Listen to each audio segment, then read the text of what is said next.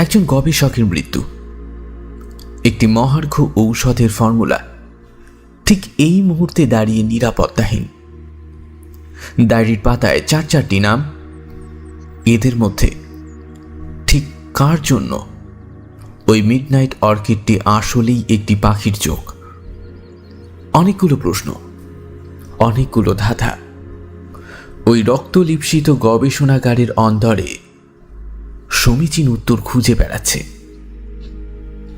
বাংলা সাহিত্যের কিছু রহস্য রোমাঞ্চকর গল্প কথায় লিপিবদ্ধ আমাদের এই বিশেষ নিবেদন গল্পের কথালিপি, যেখানে আজ আমরা আপনাদের জন্য নিয়ে এসেছি গল্পের কথালিপির কিছু নিজস্ব এক্সক্লুসিভ গল্পের এটি 6ষ্ঠ অধ্যায়, মিডনাইট অর্কিড রহস্য।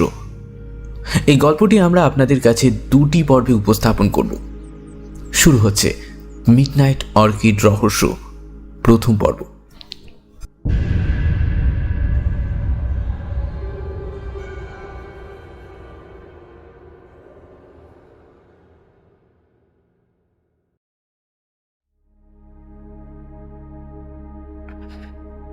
ইন্সপেক্টর অনন্যা সেনের নতুন পোস্টিংয়ের প্রথম দিনটা শুরু হয়েছিল এক অদ্ভুত নীরবতা নিয়ে। কলকাতার কোলাহল ছেড়ে তিনি এসেছেন এক শান্ত সবুজ শহরতলিতে, যেখানে এখনো পুরনো দিনের জমিদার বাড়ি আর আধুনিক অ্যাপার্টমেন্টের সহাবস্থান বেশ ভালোই লক্ষ্য করা যায়। এখানকার বাতাসে এখনো যেন মিশে আছে পুরনো দিনের গল্প আর নতুন দিনের স্বপ্ন।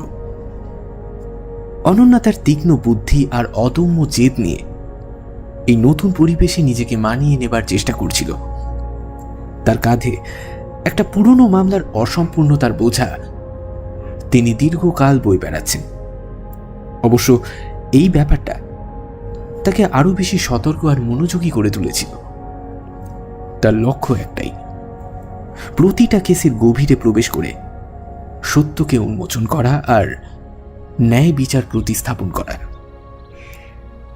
আর সকালে যখন তিনি তার নতুন অফিসের টেবিলে বসে ফাইলপত্র দেখছিলেন, তখনই ফোনটা বেজে উঠল। উপাস থেকে সাব ইন্সপেক্টর অর্জুন রায়ের উত্তেজিত কণ্ঠস্বর শোনা গেল। হ্যালো, হ্যাঁ ম্যাডাম, একটা খুন হয়েছে ডক্টর রঞ্জন মিত্রের বাড়িতে। ডক্টর রঞ্জন মিত্র নামটা অনন্যার কাছে খুব একটা অপরিচিত ছিল না, কারণ ডক্টর মিত্র এই শহরের সবচেয়ে বিখ্যাত উদ্ভিদ বিজ্ঞানী, যিনি তার বিরল অর্কিড সংগ্রহের জন্য পরিচিত ছিলেন। তার বাগান বাড়িটি ছিল এক অদ্ভুত জীবন্ত জাদুঘর, যেখানে দেশ বিদেশের হাজারো অর্কিড শোভা পেত। অনন্যা তাড়াতাড়ি প্রস্তুত হয়ে অর্জুনকে নিয়ে ডক্টর মিত্রের বাড়ির উদ্দেশ্যে রওনা দিলেন।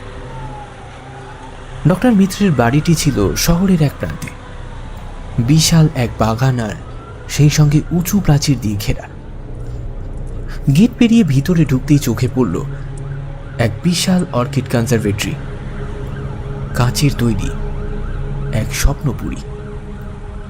কিন্তু আজ সেই স্বপ্নপুরী যেন এক দুঃস্বপ্নের আধারে ঢাকা। পুলিশের গাড়ি, অ্যাম্বুলেন্স আর উৎসুক জনতার ভিড় ছাড়া আর কিছুই সেখানে লক্ষ্য করা যাচ্ছে না। অনন্যা আর অর্জুন যখন কনজারভেটরির ভিতরে প্রবেশ করলেন, তখন পরিবেশটা একেবারে থমথমে। কাঁচের ছাদ দিয়ে আসা আবছা আলোয় অর্কিডগুলো যেন আরো বেশি রহস্যময় দেখাচ্ছিল।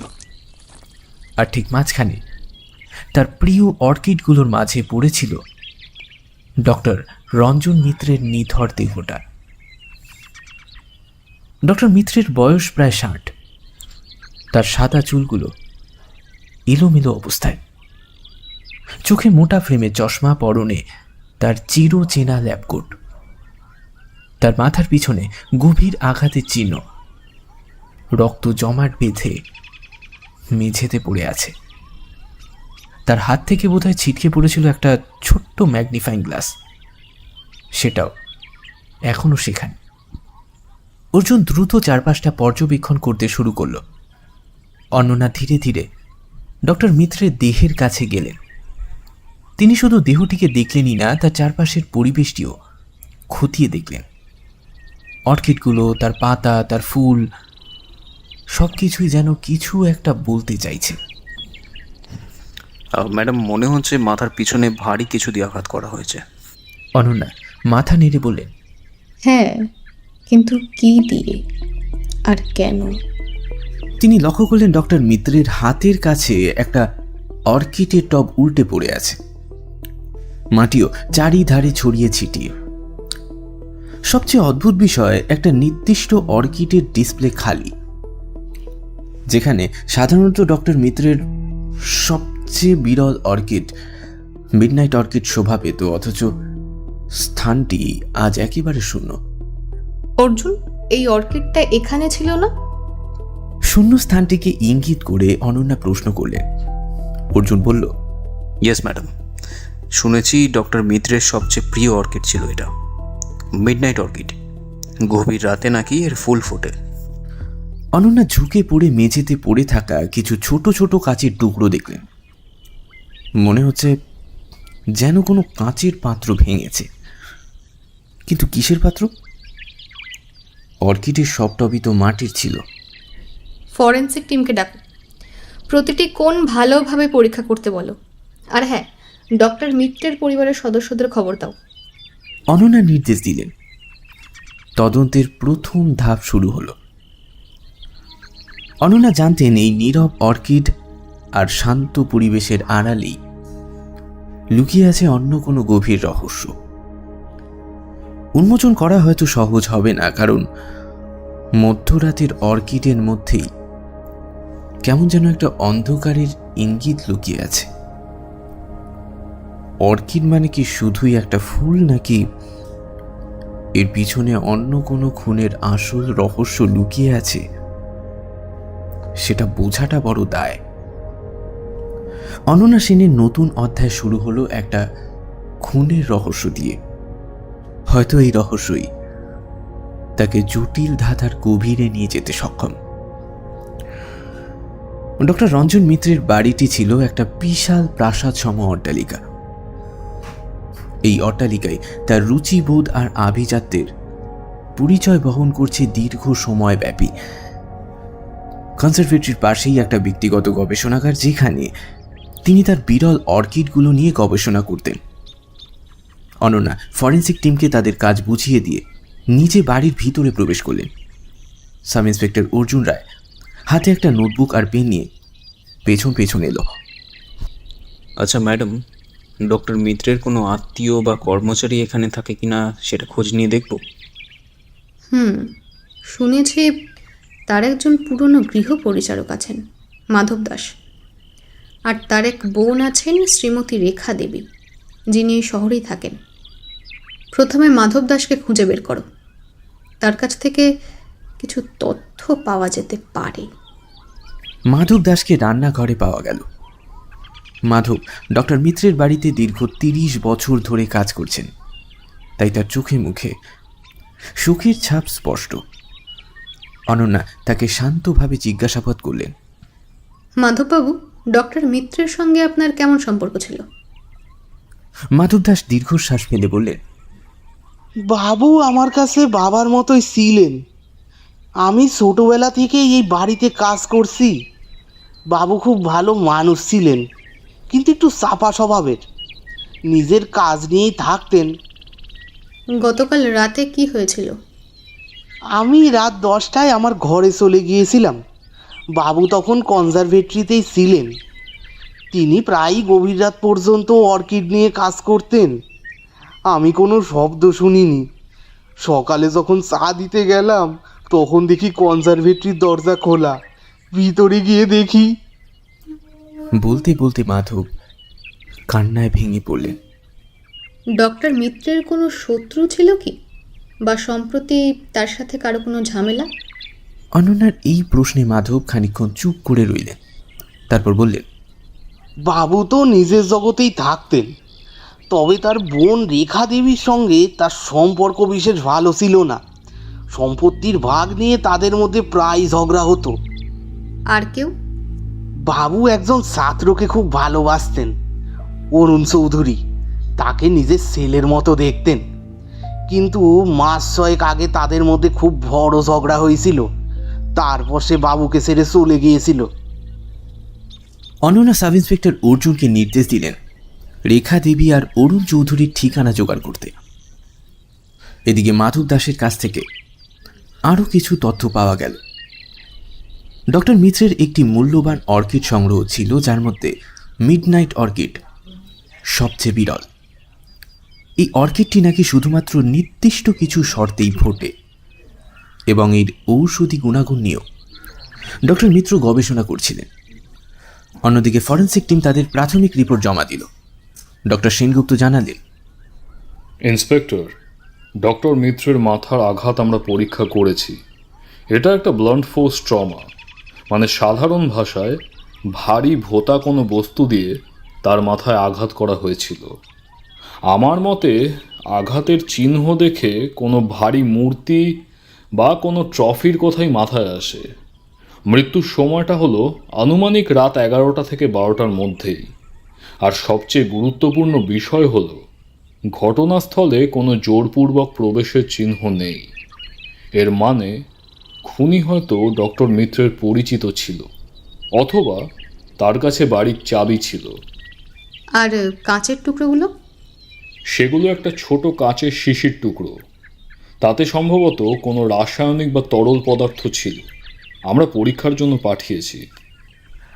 অনন্যা ভাবলেন মিডনাইট অর্কিড আর এই কাঁচের শিশি, এই দুটো জিনিসের মধ্যে কি কোনো সম্পর্ক আছে?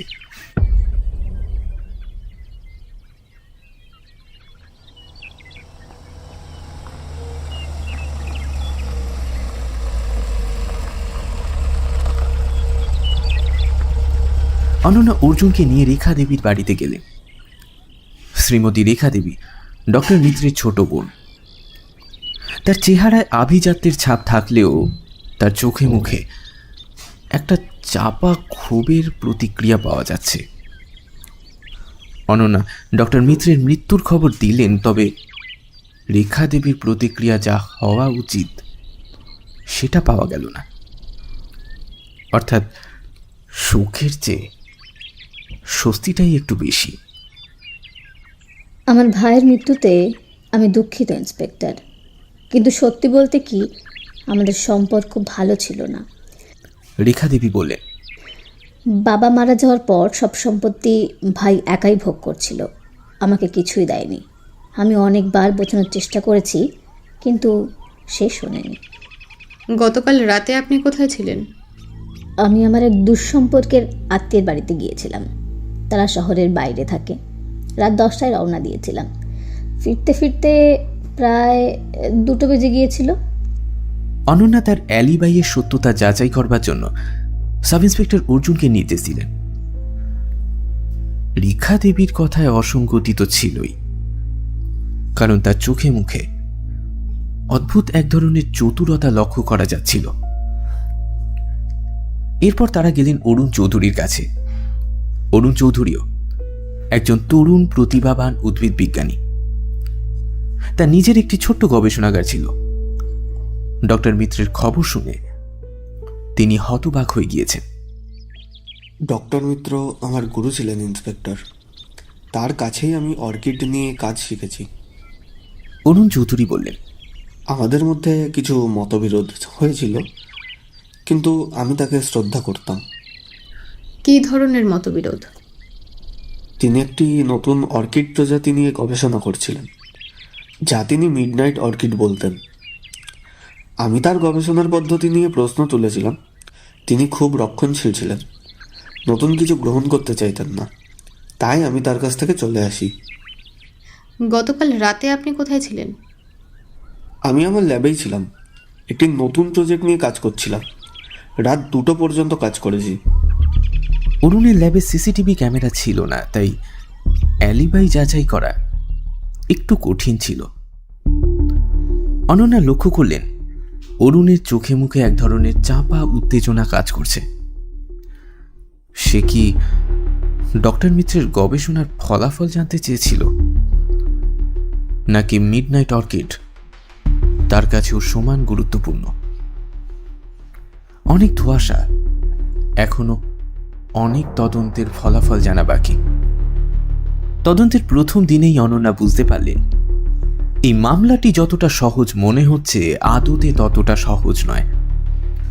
প্রতিটি চরিত্রের পিছনে এক একটা গল্প লুকিয়ে আছে, আর এক একটা উদ্দেশ্য থাবা দিতে বসে আছে। মধ্যরাতের অর্কিড, ডক্টর মিত্রের গবেষণা আর এই খুনের রহস্য সব যেন একটা জটিল জালের মধ্যে তাল পাকিয়ে আছে। অনন্যা জানতেন এই জালের প্রতিটি সুতো ধরে ধরে তাকে এগোতে হবে, তা না হলে এই সত্যের কাছাকাছি পৌঁছানো একেবারে অসম্ভব। ইন্সপেক্টর অনন্যা সেন তার অফিসে ফিরে এলেন।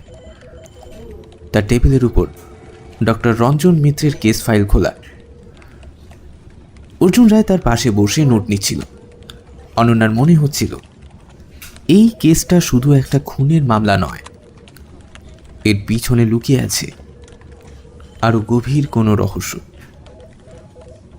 মিডনাইট অর্কিড, এই নামটা তার মনে বারবার ঘুরপাক খাচ্ছিল। অর্জুন, ডক্টর মিত্রের মিডনাইট অর্কিড সম্পর্কে আরও তথ্য জোগাড় করো। এটা কি শুধুই একটি বিরল ফুল, নাকি এর পেছনে অন্য গল্প আছে? অনন্যা নির্দেশ দিলেন। অর্জুন মাথা নেড়ে বলল, ম্যাডাম, আমি স্থানীয় উদ্ভিদ বিজ্ঞানীদের সঙ্গে কথা বলেছিলাম। তারা সবাই মিডনাইট অর্কিড সম্পর্কে শুনেছে, কিন্তু কেউ এটি বাস্তবে দেখেনি। ডক্টর মিত্র নাকি এটা নিয়ে খুব গোপনীয়তা বজায় রাখতেন। গোপনীয়তা কেন? অনন্যা ভুরু কুঁচকে জিজ্ঞাসা করলেন। কেউ কেউ বলেন এই অর্কিডের নাকি বিশেষ ঔষধি গুণ আছে, আবার কেউ কেউ বলেন এর সাথে নাকি কোনো প্রাচীন কিংবদন্তি জড়িত। অনন্যা ভাবলেন, কিংবদন্তি বা ঔষধ যাই হোক না কেন, এই অর্কিডটি আসলেই খুনের মূল কারণ হতে পারে। খুনি হয়তো অর্কিডটি চুরি করার উদ্দেশ্যেই ডক্টর মিত্রকে হত্যা করেছে।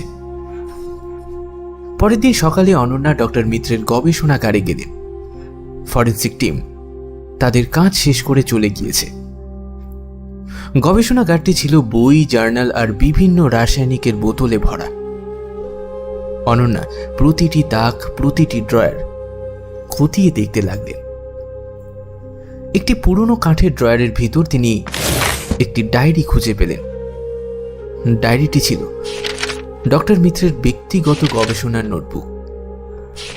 ওই নোটবুকটার পাতায় পাতায় অর্কিড নিয়ে বিভিন্ন গভীর গবেষণা, তার স্বপ্ন আর কিছু হতাশার কথা লেখা আছে। ডায়েরির পাতা উল্টাতে উল্টাতে অনন্যা একটা নির্দিষ্ট পৃষ্ঠায় এসে থেমে গেল। সেখানে লেখা ছিল মিডনাইট অর্কিড নিয়ে তার সর্বশেষ গবেষণা। ডক্টর মিত্র লিখেছিলেন, এই অর্কিডের একটি বিশেষ উপাদান আছে যা মানবদেহের সেল পুনর্গঠনে সাহায্য করতে পারে। আমি এর থেকে একটি বিশেষ নির্যাস তৈরি করার চেষ্টায় রয়েছি, যা ক্যান্সারের চিকিৎসায় যুগান্তকারী পরিবর্তন আনতে পারে। কিন্তু ডায়েরির শেষ পাতায় এক সতর্ক বার্তা লেখা ছিল, আমার গবেষণা বিপজ্জনক। কিছু মানুষ এর অপব্যবহার করতে চায়। আমি জানি না কতদিন এই সত্য গোপন রাখতে পারবো। আমার নিজের জীবন এখন ঝুঁকির মুখে। অনন্যা বুঝতে পারলেন খুনের উদ্দেশ্য শুধু এই অর্কিড চুরি নয়, বরং ডক্টর মিত্রের গবেষণার ফলাফল চুরি করা। এই গবেষণা এতটাই গুরুত্বপূর্ণ ছিল যে এর জন্য একজন মানুষকে খুন পর্যন্ত করা হয়েছে। অর্জুন, ডক্টর মিত্রের গবেষণার ব্যাপারে আর কে জানতো? তার কোনো সহকর্মী বা ছাত্র কি তার এই গবেষণার সাথে জড়িত ছিল? অর্জুন কিছুক্ষণ ভেবে বলল, ম্যাডাম, অরুণ চৌধুরী তো তার ছাত্র ছিল, সে এই গবেষণার বিষয়ে জানতো। আর একজন প্রতিদ্বন্দ্বী উদ্ভিদ বিজ্ঞানী আছেন, প্রবীর মুখার্জি। তিনি নাকি ডক্টর মিত্রের অর্কিড সংগ্রহের ওপর দীর্ঘদিন ধরে নজর রেখেছিলেন। অনন্যা প্রবীর মুখার্জির বিষয়ে খোঁজ নিতে বললেন। প্রবীর মুখার্জি একজন নামজাদা ধনী ব্যবসায়ী। তিনিও উদ্ভিদ বিজ্ঞানের প্রতি গভীরভাবে আগ্রহী। তার নিজেরও একটা বিশাল অর্কিড সংগ্রহ ছিল এবং তিনি নাকি ডক্টর মিত্রের মিডনাইট অর্কিড নিয়ে বিশেষভাবে আগ্রহী ছিলেন বলেই শোনা যায়। প্রবীর মুখার্জির সাথে দেখা করতে গিয়ে অনন্যা জানতে পারলেন তিনি বর্তমানে শহরের বাইরে একটা বোটানিক্যাল কনফারেন্সে আছেন। তার সাথে ফোনে যোগাযোগ করা হলো। প্রবীর মুখার্জি ডক্টর মিত্রের মৃত্যুতে শোক প্রকাশ করলেন, কিন্তু তার কথায় এক ধরনের শীতলতা লক্ষ্য করা গেল। ডক্টর মিত্র একজন অসাধারণ বিজ্ঞানী ছিলেন। তার মিডনাইট অর্কিড নিয়ে আমি দীর্ঘদিন ধরে আগ্রহী ছিলাম। আমি তাকে অনেকবার অনুরোধ করেছিলাম আমাকে যেন সেই অর্কিডটি বিক্রি করে দেয়, কিন্তু আফসোস তিনি রাজি হননি। গতকাল রাতে আপনি কোথায় ছিলেন? আমি মুম্বাইতে গিয়েছিলাম একটা জরুরি কনফারেন্সে। সেখানে যাওয়ার আমার টিকিট আর হোটেলের বুকিং দুটোই আছে। যদি আপনি চান তবে অবশ্যই আপনি দেখতে পারেন যাচাই করে। প্রবীর মুখার্জির অ্যালিবাইয়ের সত্যতা যাচাই করা হলো। তার টিকিট এবং হোটেলের বুকিং ঠিকই ছিল, কিন্তু অনন্যার মনে খটখাটা কিছুতেই যেতে চাইছে না। প্রবীর মুখার্জির কথার অতিরিক্ত আত্মবিশ্বাস মনে সন্দেহটা আরো বেশি বাড়িয়ে দিচ্ছে। এদিকে ডক্টর সেনগুপ্তের কাছ থেকে কাঁচের শিশির রাসায়নিক রিপোর্টটা চলে এসেছে। শিশিতে একটি শক্তিশালী বিষ পাওয়া গিয়েছে, যা মানব দেহের স্নায়ুতন্ত্রকে দ্রুত অচল করে দিতে পারে। ইন্সপেক্টর, এই বিষটি খুবই বিরল। এটা সাধারণত কোনো গবেষণাগারে ব্যবহার করা হয়। ডক্টর সেনগুপ্ত জানালেন। অনন্যা ভাবলেন এই বিষ কি আদৌ ডক্টর মিত্রের গবেষণার সাথে সম্পর্কিত, নাকি খুনি কেবল এই বিষকে ব্যবহার করে ডক্টর মিত্রকে দুর্বল করে তারপর আঘাত করেছে। খুনি যদি ডক্টর মিত্রের পরিচিত হয় তাহলে তার পক্ষে এই বিষ সংগ্রহ করা খুব একটা কঠিন কাজ হবে না। অনন্যা তার নোটবুকে 4টি নাম লিখলেন: রেখা দেবী, অরুণ চৌধুরী, মাধব দাস এবং সেই সঙ্গে প্রবীর মুখার্জি। প্রত্যেকেই সন্দেহভাজন, প্রত্যেকেরই একটি করে উদ্দেশ্য রয়েছে, কিন্তু এদের মধ্যে কে যে আসল খুনি এবং মিডনাইট অর্কিডই বা যে কোথায় গেল, এই প্রশ্নগুলো অনন্যার মনে ঘুরপাক খাচ্ছিল। তিনি জানতেন এই রহস্যের জট খুলতে হলে তাকে আরো গভীরে প্রবেশ করতে হবে। প্রতিটি চরিত্রের লুকোনো দিকগুলো উন্মোচন করতে হবে তাকে। পরের দিন সকালে অনন্যা সেন মাধব দাসের সঙ্গে আবারও দেখা করবার সিদ্ধান্ত নিলেন। তার মনে হচ্ছিল মাধব কিছু একটা লুকোচ্ছে। তার নীরবতা, তার চোখের ভয়, সবকিছুই অনন্যার অভিজ্ঞ চোখে ধরা পড়ছিল। অর্জুন রায়কে নিয়ে তিনি আবারও ডক্টর মিত্রের বাড়িতে গেলেন। সেখানে মাধবকে বাগানে পাওয়া গেল। তিনি তার নিয়ম মতো অর্কিডগুলোকে পরিচর্যা করছিলেন। তার মুখ দেখে মনে হচ্ছিল গোটা রাতটা তিনি বোধহয় ঘুমোননি। অনন্যা তাকে একটি বেঞ্চে বসতে বললেন। মাধববাবু, আপনি কি নিশ্চিত যে গতকাল রাতে আপনি কোনো অস্বাভাবিক শব্দ শোনেননি? প্রশ্ন শুনেই মাধব দাস মাথাটা নিচু করে রইলেন। তার হাত রীতিমতো কাঁপছিল। বললেন, না ম্যাডাম, আমি তো কিছু শুনিনি। ডক্টর মিত্রের গবেষণাগারে একটি বিষের শিশি পাওয়া গেছে। আপনি এই বিষ সম্পর্কে কিছু জানেন? মাধব চমকে উঠল। তার মুখ রীতিমতো ফ্যাকাশে হয়ে গিয়েছে। হ্যাঁ, বিষ? না ম্যাডাম, আমি তো কিছু জানি না। মাধববাবু, ডক্টর মিত্রের জীবন ঝুঁকির মুখে ছিল। তিনি তার ডায়েরিতে লিখেছিলেন যে কিছু মানুষ তার গবেষণার অপব্যবহার করতে চায়। আপনি কি জানেন তারা কারা? এবারে মাধব ফুঁপিয়ে উঠলেন। বাবু খুব ভালো মানুষ ছিলেন। ক্লিনিক কারো ক্ষতি করতে চাইতেন না, কিন্তু তার ওই গবেষণা, সেটা খুব বিপজ্জনক ছিল। কি বিপজ্জনক ছিল? বাবু মিডনাইট অর্কিড থেকে এমন কিছু তৈরি করেছিলেন যা মানুষের জীবন বদলে দিতে পারত, কিন্তু কিছু লোক সেটা খারাপ কাজে লাগাতে চেয়েছিল। তারা বাবুকে হুমকি দিচ্ছিল। কারা হুমকি দিচ্ছিল? মাধব একটু ইতস্তত করতে লাগলেন। না, আমি জানি না ম্যাডাম। বাবু আমাকে কিছু বলতে বারণ করেছিলেন। তিনি বলতেন, মাধব, এই বিষয়ে তুই কারোর সঙ্গে কথা বলবি না, এটা তোর জন্য বিপজ্জনক হতে পারে। অনন্যা বুঝতে পারলেন মাধব ভয়ে কিছু বলতে পারছে না। তিনি তাকে আশ্বস্ত করে বললেন, মাধববাবু, আপনি যদি কিছু জেনে থাকেন তাহলে আমাদেরকে বলুন। এটাই কিন্তু ডক্টর মিত্রের ন্যায় বিচার পাওয়ার একমাত্র উপায়। পুলিশ যে মাধবের পাশে আছে তা অনন্যার বলার ভঙ্গিমায় স্পষ্টতই প্রকাশ পেল। মাধব কিছুক্ষণ চুপ করে রইল, তারপর ধীরে ধীরে বলল, মাসখানেক আগে একজন লোক এসেছিল। সে বাবুর সাথে অনেকক্ষণ কথা বলছিল। তাদের মধ্যে খুব ঝগড়াও হয়েছিল। আমি দরজার বাইরে থেকে কিছু কথা শুনেছিলাম। লোকটি বলছিল, আপনি যদি আমাদের সাথে সহযোগিতা না করেন তাহলে আপনার গবেষণা আমরা জোর করে ছিনিয়ে নেব। লোকটির বর্ণনা দিতে পারবেন? সে লম্বা ছিল, দাড়ি ছিল মুখে, আর তার চোখে এক ধরনের হিংস্রতা ছিল। অনন্যা সাব ইন্সপেক্টর অর্জুনকে নির্দেশ দিলেন এই লোকটির বিষয় খোঁজ নিতে।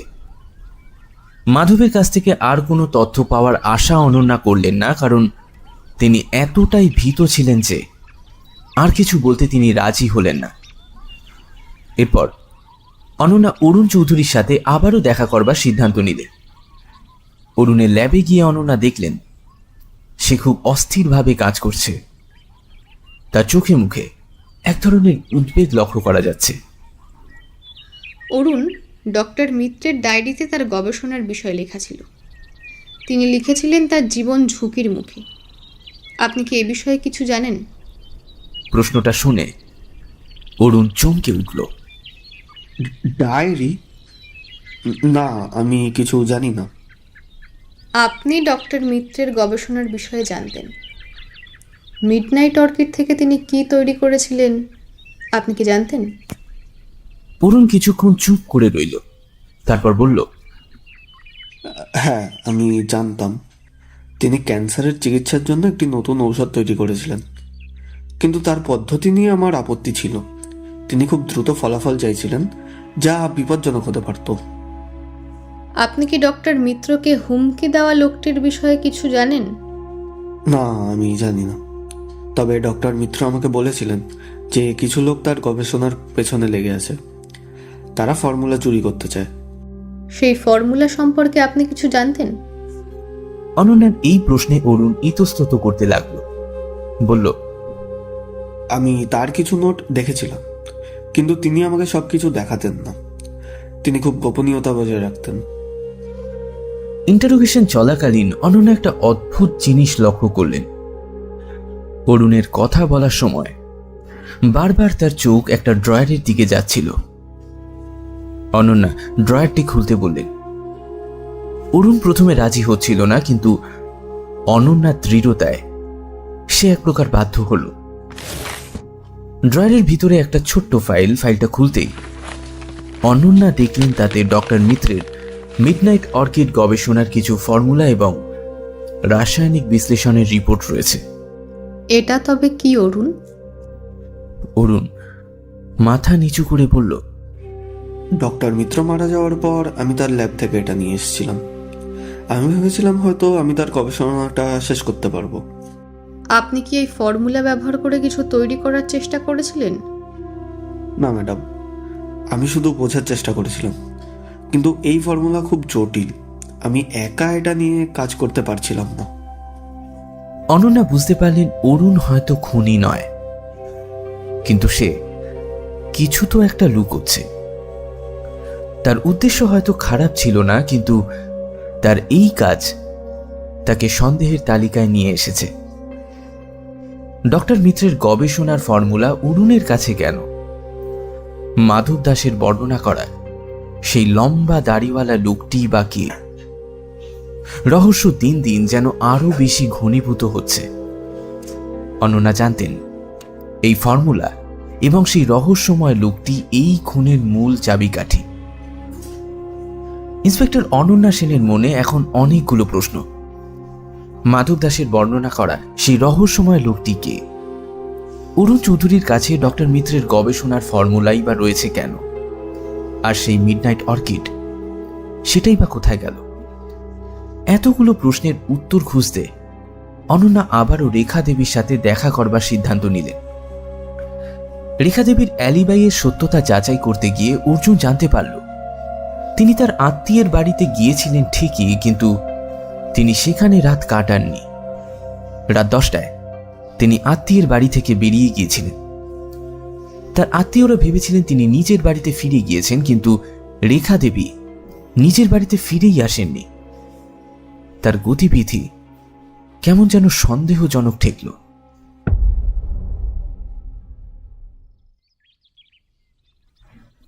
অনন্যা যখন রেখা দেবীর বাড়িতে গেলেন, রেখা দেবীকে পাওয়া গেল রান্নাঘরে। রেখা দেবী চা বানাচ্ছিলেন। তার চোখে মুখে এক ধরনের আত্মবিশ্বাসের ছাপ লক্ষ্য করা যাচ্ছে, যা অনন্যার কাছে বেশ সন্দেহভাজন ঠেকল। রেখা দেবী, আপনার আত্মীয়রা জানিয়েছেন যে গতকাল রাতে আপনি তাদের বাড়িতে রাত কাটাননি। আপনি রাত 10টায় তাদের বাড়ি থেকে বেরিয়ে গিয়েছিলেন। তাহলে আপনি কোথায় ছিলেন? রেখা দেবীর মুখের আত্মবিশ্বাস এক মুহূর্তে কোথাও উধাও হয়ে গিয়েছে। তার হাত থেকে রীতিমতো চায়ের কাপ পড়ে যাওয়ার উপক্রম হলো। আমি আমি আমার এক বন্ধুর বাড়িতে গিয়েছিলাম। তার শরীর খারাপ ছিল, তাই তাকে দেখতে গিয়েছিলাম। কোন বন্ধু? তার ঠিকানা? রেখা দেবী ইতস্তত করতে লাগলেন। তার নাম সুজাতা। সে এখন শহরের বাইরে গেছে। তার ঠিকানা আমার কাছে নেই। অনন্যা বুঝতে পারলেন রেখা দেবী মিথ্যে কথা বলছেন। তার অ্যালিবাইয়ের পিছনে অন্য কোনো গভীর রহস্য লুকিয়ে আছে। রেখা দেবী, ডক্টর মিত্রের মৃত্যুর সময় আপনি কোথায় ছিলেন তা আমাদেরকে জানতে হবে। আপনার মিথ্যে বলা আপনাকে কিন্তু আরো বিপদে ফেলছে। রেখা দেবী দীর্ঘশ্বাস ফেলে বললেন, ঠিক আছে, আমি সত্যিটা বলছি। আমি আসলে আমার ভাইয়ের বাড়িতে গিয়েছিলাম। ডক্টর মিত্রের বাড়িতে কেন? আমি তার সাথে কথা বলতে গিয়েছিলাম সম্পত্তির বিষয়ে। আমি জানতাম সে আমাকে কিছুই দেবে না, কিন্তু আমি শেষবারের মতন চেষ্টা করতে চেয়েছিলাম। আপনি কখন গিয়েছিলেন? রাত 11টা নাগাদ। আমি যখন পৌঁছলাম তখন দেখি কনজারভেটরির আলো জ্বলছে। আমি ভেতরে ঢুকলাম, কিন্তু কাউকে দেখতে পেলাম না। আমি ভাইকে ডাকলাম, কিন্তু কোনো উত্তর পেলাম না।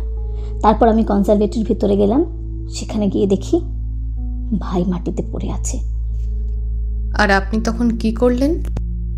আমি ভয় পেয়ে গিয়েছিলাম।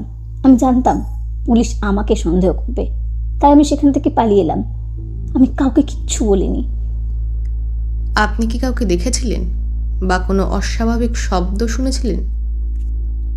না, আমি কাউকে দেখিনি, কোনো শব্দ শুনিনি। শুধু ভাইকে পড়ে থাকতে দেখেছিলাম, বললেন রেখা দেবী। রেখা দেবীর কথায় কিছু অসঙ্গতি ছিল। তিনি যখন ডক্টর মিত্রকে পড়ে থাকতে দেখলেন, তখন কি তিনি আদতেও তার কাছে গিয়েছিলেন, নাকি দূর থেকে দেখে রীতিমতো পালিয়ে এসেছিলেন? অনন্যা তাকে আরো জিজ্ঞাসাবাদ করলেন ঠিকই, কিন্তু রেখা দেবী তার বয়ান থেকে একেবারে সরলেন না। অনন্যা অর্জুনকে নির্দেশ দিলেন রেখা দেবীর গতিবিধির উপর আরো ভালোভাবে নজর রাখতে। তার মনে হলো রেখা দেবী হয়তো খুনি নন, কিন্তু তিনি কিছু তো একটা লুকোচ্ছেন, যেটা এই মামলার জন্য গুরুত্বপূর্ণ হলেও হতে পারে। এরপর অনন্যা প্রবীর মুখার্জির সাথে দেখা করবার সিদ্ধান্ত নেন।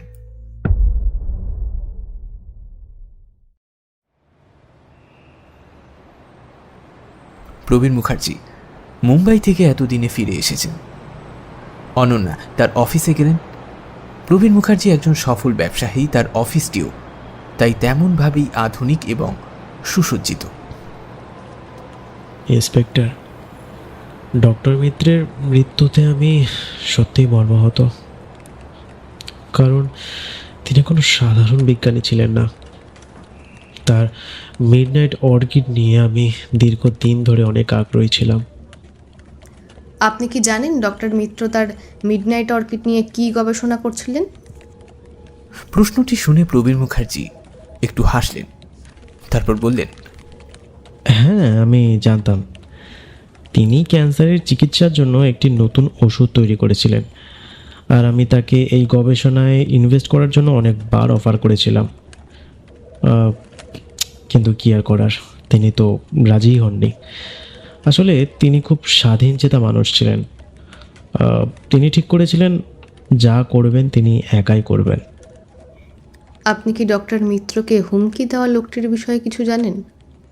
প্রবীর মুখার্জি কিছুক্ষণ ভাবলেন। হুমকি? কই না তো, আমি তো তেমন সরাসরি এমন কিছু জানি না। হ্যাঁ, তবে শুনেছি কিছু অসাধু ব্যবসায়ী তার গবেষণার পেছনে লেগেছিল। তারা তার ফর্মুলা চুরি করার জন্য অনেকবার নাকি চেষ্টা করেছিল। আর আপনি কি সেই ফর্মুলা সম্পর্কে কিছু জানেন? হ্যাঁ, আমি তার কিছু নোট দেখেছিলাম, কিন্তু তিনি আমাকে সব কিছু দেখাতেন না। তিনি খুব গোপনীয়তা বজায় রাখতেন। প্রবীর মুখার্জির কথাবার্তায় এক ধরনের চতুরতা লক্ষ্য করল অনন্যা। আপনি কি ডক্টর মিত্রের ল্যাব থেকে কোনো ফর্মুলা নিয়েছিলেন?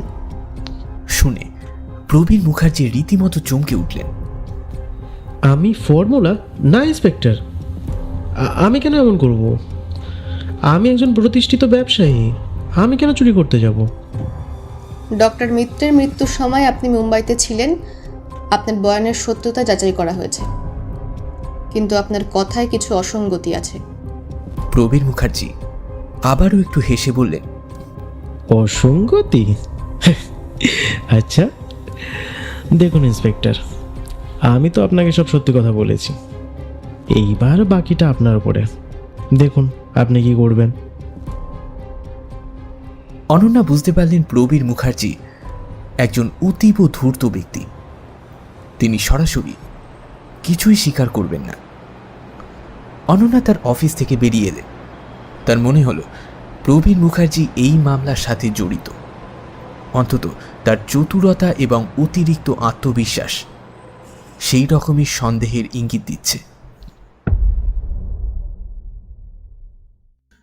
অনন্যা তার নোটবুকে আবারও 4টি নাম লিখলেন: রেখা দেবী, অরুণ চৌধুরী, মাধব দাস এবং সবশেষে প্রবীর মুখার্জি। এদের প্রত্যেকেই কিছু না কিছু লুকোচ্ছেন। প্রত্যেকেই এই খুনের মামলার সাথে কোনো না কোনোভাবে জড়িত। কিন্তু এদের মধ্যে কে যে আসল খুনি, সেই মিডনাইট অর্কিডই বা কোথায় গেল, এই প্রশ্নগুলো এখনো অনন্যার কাছে অধরা।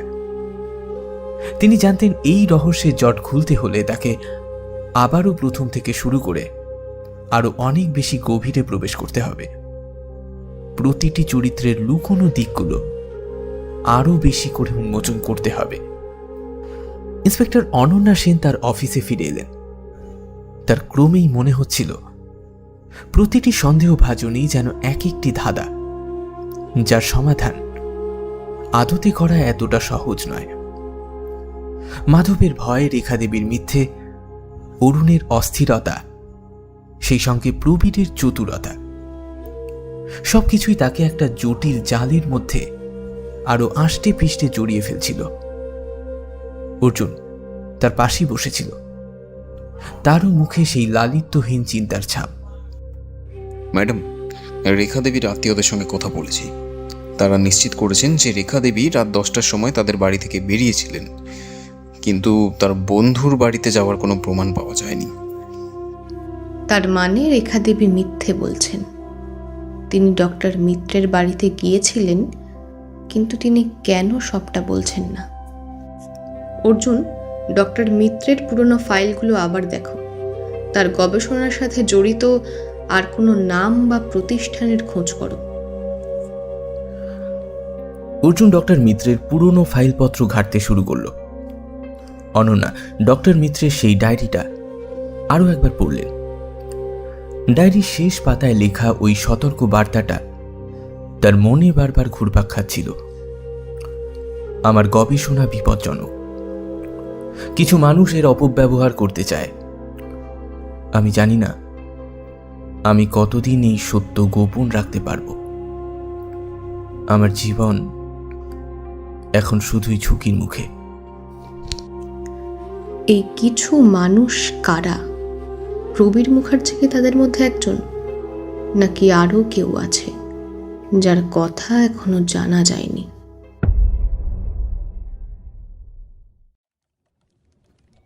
কিছুক্ষণ পর অর্জুন একটা পুরনো ফাইল নিয়ে অনন্যার কাছে এলো।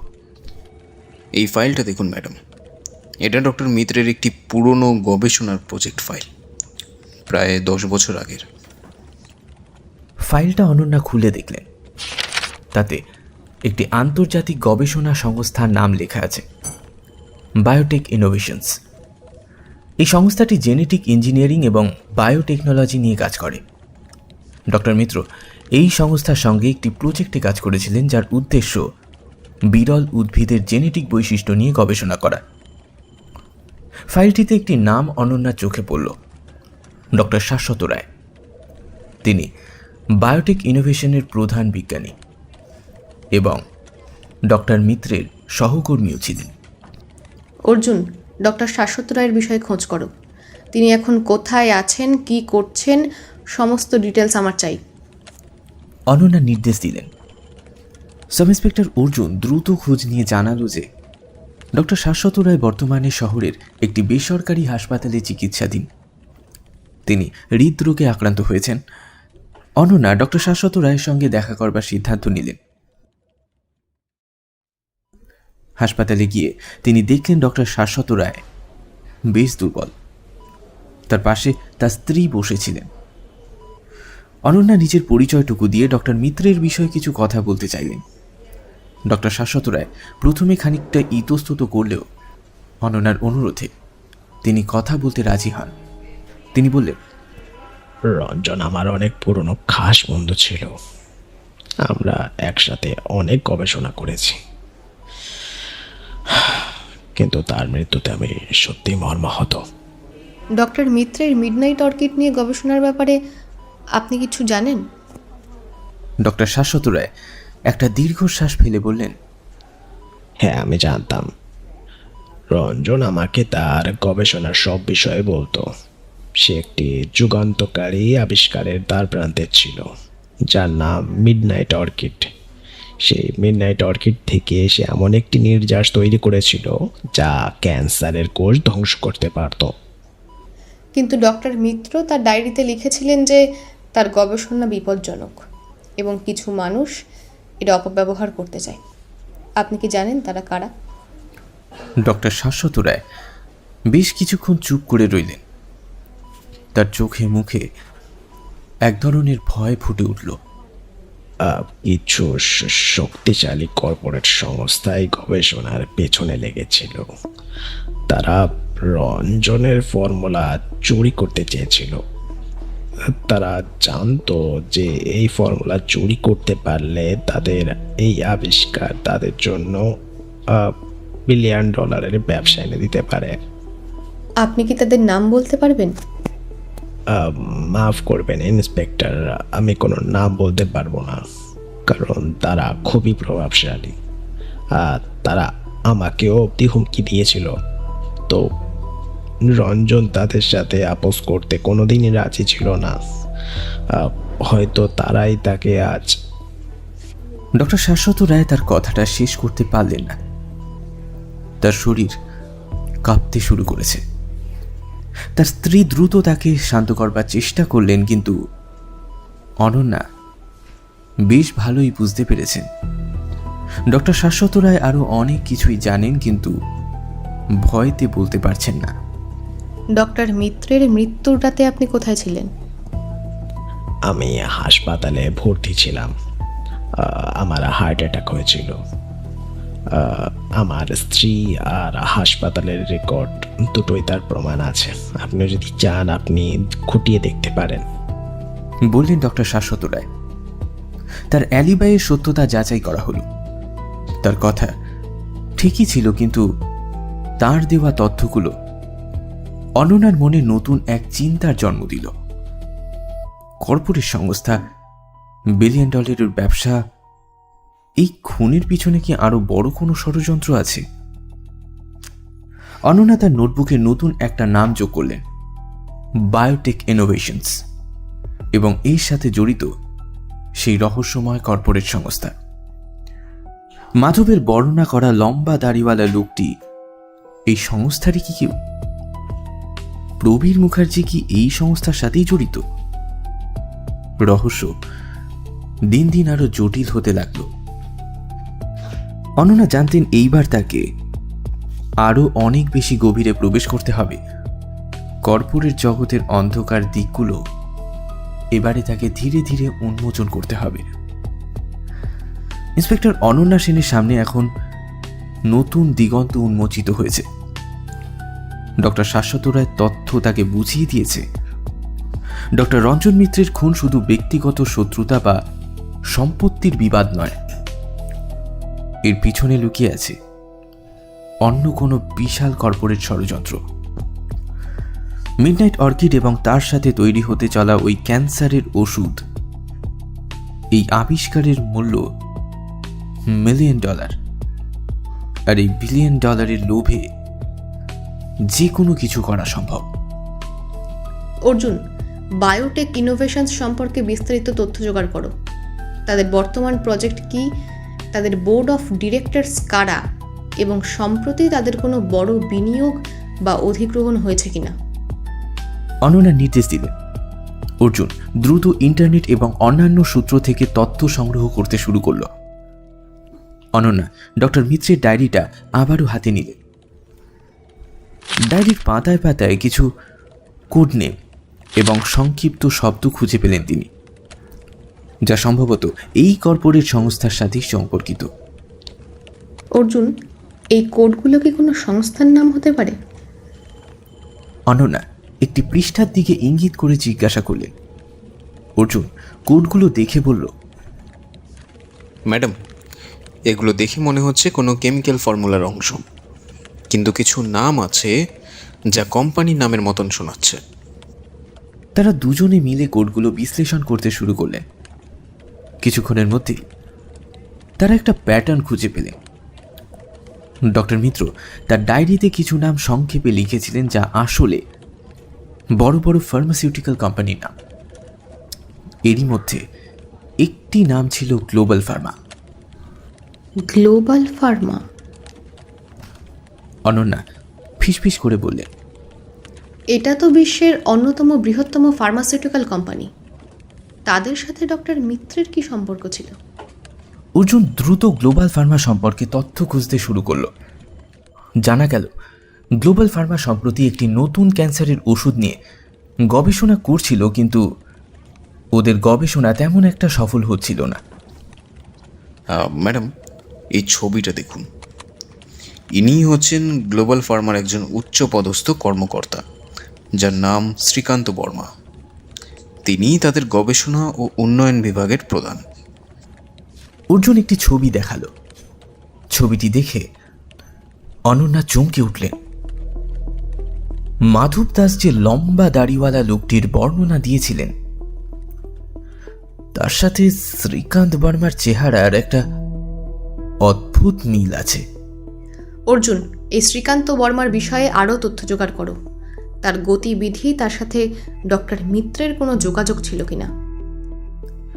শ্রীকান্ত বর্মার বিষয় খোঁজ নিয়ে জানা গেল তিনি প্রায়ই কলকাতায় আসেন। তার একটি ছোট্ট বাড়িও এই শহরেই বিদ্যমান। ডক্টর মিত্রের মৃত্যুর কয়েকদিন আগে তিনি কলকাতাতেই এসেছিলেন। অনন্যা এবং অর্জুন শ্রীকান্ত বর্মার বাড়ি খোঁজ নিয়ে সেখানে গেলেন। বাড়িটি তালাবদ্ধ অবস্থায় পাওয়া গেল। প্রতিবেশীদের অভিমতে শ্রীকান্ত বর্মা প্রায়শই এখানে আসেন, কিন্তু খুব বেশি কারোর সাথে মেলামেশা করেন না। অনন্যা বুঝতে পারলেন শ্রীকান্ত বর্মা এই মামলার মূল চাবিকাঠি। তিনিই হয়তো সেই ব্যক্তি যিনি ডক্টর মিত্রকে হুমকি দিয়েছিলেন এবং গবেষণার ফর্মুলা চুরিও করতে চেয়েছিলেন। অর্জুন, এই শ্রীকান্ত বর্মার ফোন নাম্বার এবং ইমেল আইডি জোগাড় করো, তাকে জিজ্ঞাসাবাদ করতে হবে। শ্রীকান্ত বর্মার ফোন নাম্বার জোগাড় করা হলো। অনন্যা তাকে ফোন করলেন।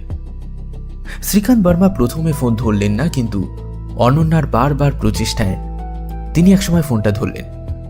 আমি ইন্সপেক্টর অনন্যা সেন, ডক্টর রঞ্জন মিত্রের খুনের মামলায় আপনার সঙ্গে কথা বলতে চাই।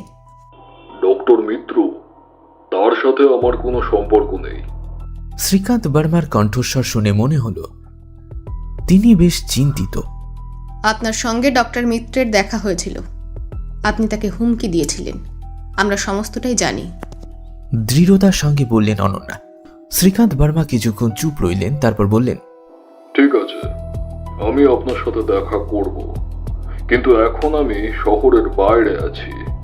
আমি 2 দিন পর ফিরব। অনন্যা বুঝতে পারলেন শ্রীকান্ত বর্মা হয়তো সময় নিচ্ছে, হয়তো তিনি প্রমাণ লোপাট করবারও চেষ্টা করতে পারেন। আপনি যেখানেই থাকুন না কেন, আমরা আপনাকে খুঁজে বের করবই। আপনার জন্য ভালো হবে যদি আপনি স্বেচ্ছায় আমাদের সাথে সহযোগিতা করেন। অনন্যা সতর্ক করলেন। ফোন রেখে অনন্যা অর্জুনকে বললেন, শ্রীকান্ত বর্মার ওপরে নজর রাখো, সে যেন কোনোভাবেই পালাতে না পারে। এদিকে ডক্টর সেনগুপ্তের কাছ থেকে আরও একটি রিপোর্ট পাওয়া গেল।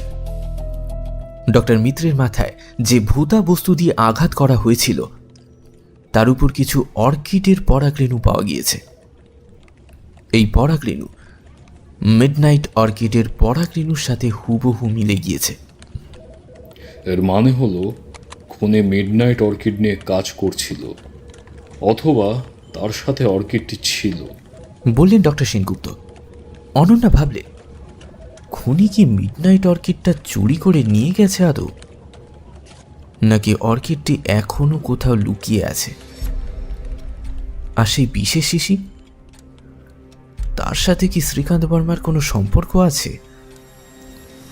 এই প্রশ্নগুলো অনন্যার মনে ঘুরপাক খাচ্ছিল। তিনি জানতেন শ্রীকান্ত বর্মাকে জিজ্ঞাসাবাদ করলে সব রহস্যের জট খুলবে, কিন্তু তার জন্য এখন 2 দিন অপেক্ষা করা ছাড়া আর কোনো উপায় নেই। এই 2টো দিন অনন্যার কাছে খুব দীর্ঘ মনে হলো। তিনি বুঝতে পারলেন এই মামলাটি শুধু একটা খুনের মামলা নয়, এখানে এক বিশাল কর্পোরেট ষড়যন্ত্রের অংশ লুকিয়ে আছে, যেখানে অনেক অদৃশ্য হাত মিলিত হয়ে কাজ করেছে। 2 দিন কেটে গেল। শ্রীকান্ত বর্মা কলকাতায় ফিরে এলেন। ইন্সপেক্টর অনন্যা সেন এবং সাব ইন্সপেক্টর অর্জুন রায় তাকে সরাসরি এয়ারপোর্ট থেকে অফিসে নিয়ে এলেন। শ্রীকান্ত বর্মার মুখে এক ধরনের উদ্বেগ স্পষ্ট ছিল, কিন্তু নিজেকে তিনি শান্ত করবার বারংবার চেষ্টা করছিলেন। শ্রীকান্ত বর্মা, ডক্টর রঞ্জন মিত্রের খুনের মামলায় আমরা আপনাকে জিজ্ঞাসাবাদ করতে চাই।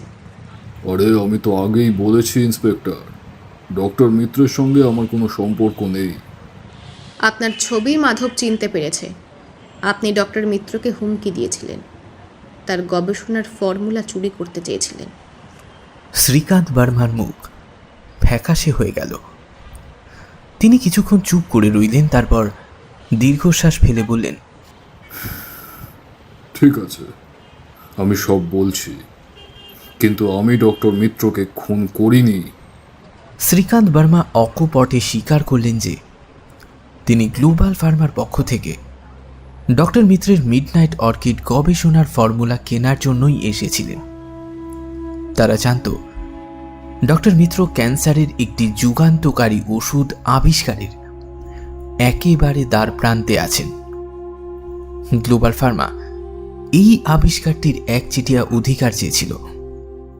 শ্রীকান্ত বর্মা বললেন, প্রথমে ডক্টর মিত্র আমার কথায় রাজি হননি।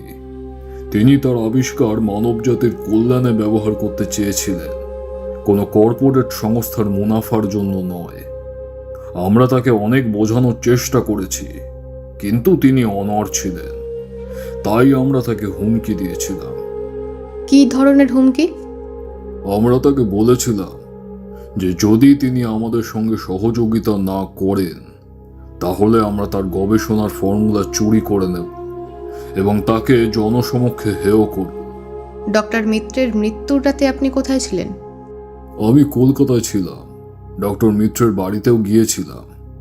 তাকে শেষবারের মতো বোঝানোর চেষ্টা করতে চেয়েছিলাম। আপনি কখন গিয়েছিলেন? রাত 11টা নাগাদ। আমি যখন পৌঁছালাম তখন দেখি কনজারভেটরির আলো জ্বলছে। আমি ভিতরে ঢুকলাম আর দেখলাম ডক্টর মিত্র পড়ে আছেন। শ্রীকান্ত বর্মার কথায় অনন্যা চমকে উঠলেন। রেখা দেবী ওই একই কথাই বলেছিলেন। আপনি তখন কি করলেন? আমি ভয় পেয়ে গেছিলাম। আমি জানতাম পুলিশ আমাকেই সন্দেহ করবে, তাই আমি সেখান থেকে পালিয়ে এলাম। আমি কাউকে কিচ্ছু বলিনি। আপনি কি কাউকে দেখেছিলেন বা কোনো অস্বাভাবিক শব্দ শুনেছিলেন? না, আমি কাউকে দেখিনি। আমি কোনো শব্দও শুনিনি। শুধু ডক্টর মিত্রকে কনজারভেটরির মেঝেতে পড়ে থাকতেই আমি দেখেছি।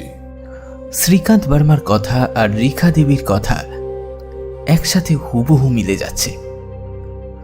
অনন্যা বুঝতে পারলেন তাদের মধ্যে কেউ একজন মিথ্যে কথা বলছে, অথবা দুজনই কিছু লুকোচ্ছে। অনন্যা প্রশ্ন করলেন, ডক্টর মিত্রের মাথায় যে ভোঁতা বস্তু দিয়ে আঘাত করা হয়েছিল তার উপরে মিডনাইট অর্কিডের পরাগরেণু পাওয়া গেছে। আপনি কি এ বিষয়ে কিছু জানেন? না, আমি জানি না। আমি শুধু ডক্টর মিত্রকে পড়ে থাকতে দেখেছিলাম। মিডনাইট অর্কিড তখন সেখানে ছিল না। অনন্যা বুঝতে পারলেন শ্রীকান্ত বর্মা খুনি নন। তিনি হয়তো ডক্টর মিত্রের মৃত্যুর সময় সেখানে ছিলেন, কিন্তু তিনি খুন করেননি। তাহলে আসল খুনি কে? আর সেই মিডনাইট অর্কিড, সেটাও বা কোথায় গেল? অনন্যা তার নোটবুকে আবারও 4টি নাম লিখলেন। 1 রেখা দেবী, 2 অরুণ চৌধুরী, 3 মাধব আর 4 প্রবীণ মুখার্জি। শ্রীকান্ত বর্মার কথা শুনে মনে হল খুনি এই 4 জনের মধ্যেই কেউ একজন। অনন্যা অর্জুনকে নির্দেশ দিলেন রেখা দেবী আর শ্রীকান্ত বর্মার গতিবিধির উপর নজর রাখতে, কারণ তাদের দুজনের কথা হুবহু মিলে যাওয়াটা একেবারে কাকতালীয় নয়, একটু অস্বাভাবিকই লাগছে। অর্জুন অনন্যার কথা মতো কাজ করে কিছুক্ষণ পর ফিরে এসে জানালো, ম্যাডাম, একটা অদ্ভুত তথ্য পেয়েছি। রেখা দেবী এবং শ্রীকান্ত বর্মা দুজনেই একসময় ডক্টর মিত্রের বাড়িতে প্রবেশ করেছিলেন, কিন্তু তারা একে অপরকে দেখেননি। কিন্তু এটা কিভাবে সম্ভব? ডক্টর মিত্রের বাড়ির সিসিটিভি ফুটেজে পাওয়া গেছে, তাতে দেখা যাচ্ছে রেখা দেবী রাত 11টা 5 মিনিটে বাড়ির পিছনের দরজা দিয়ে প্রবেশ করেছেন, আর শ্রীকান্ত বর্মা রাত 11টা 10 মিনিটে সামনের দরজা দিয়ে প্রবেশ করেছেন।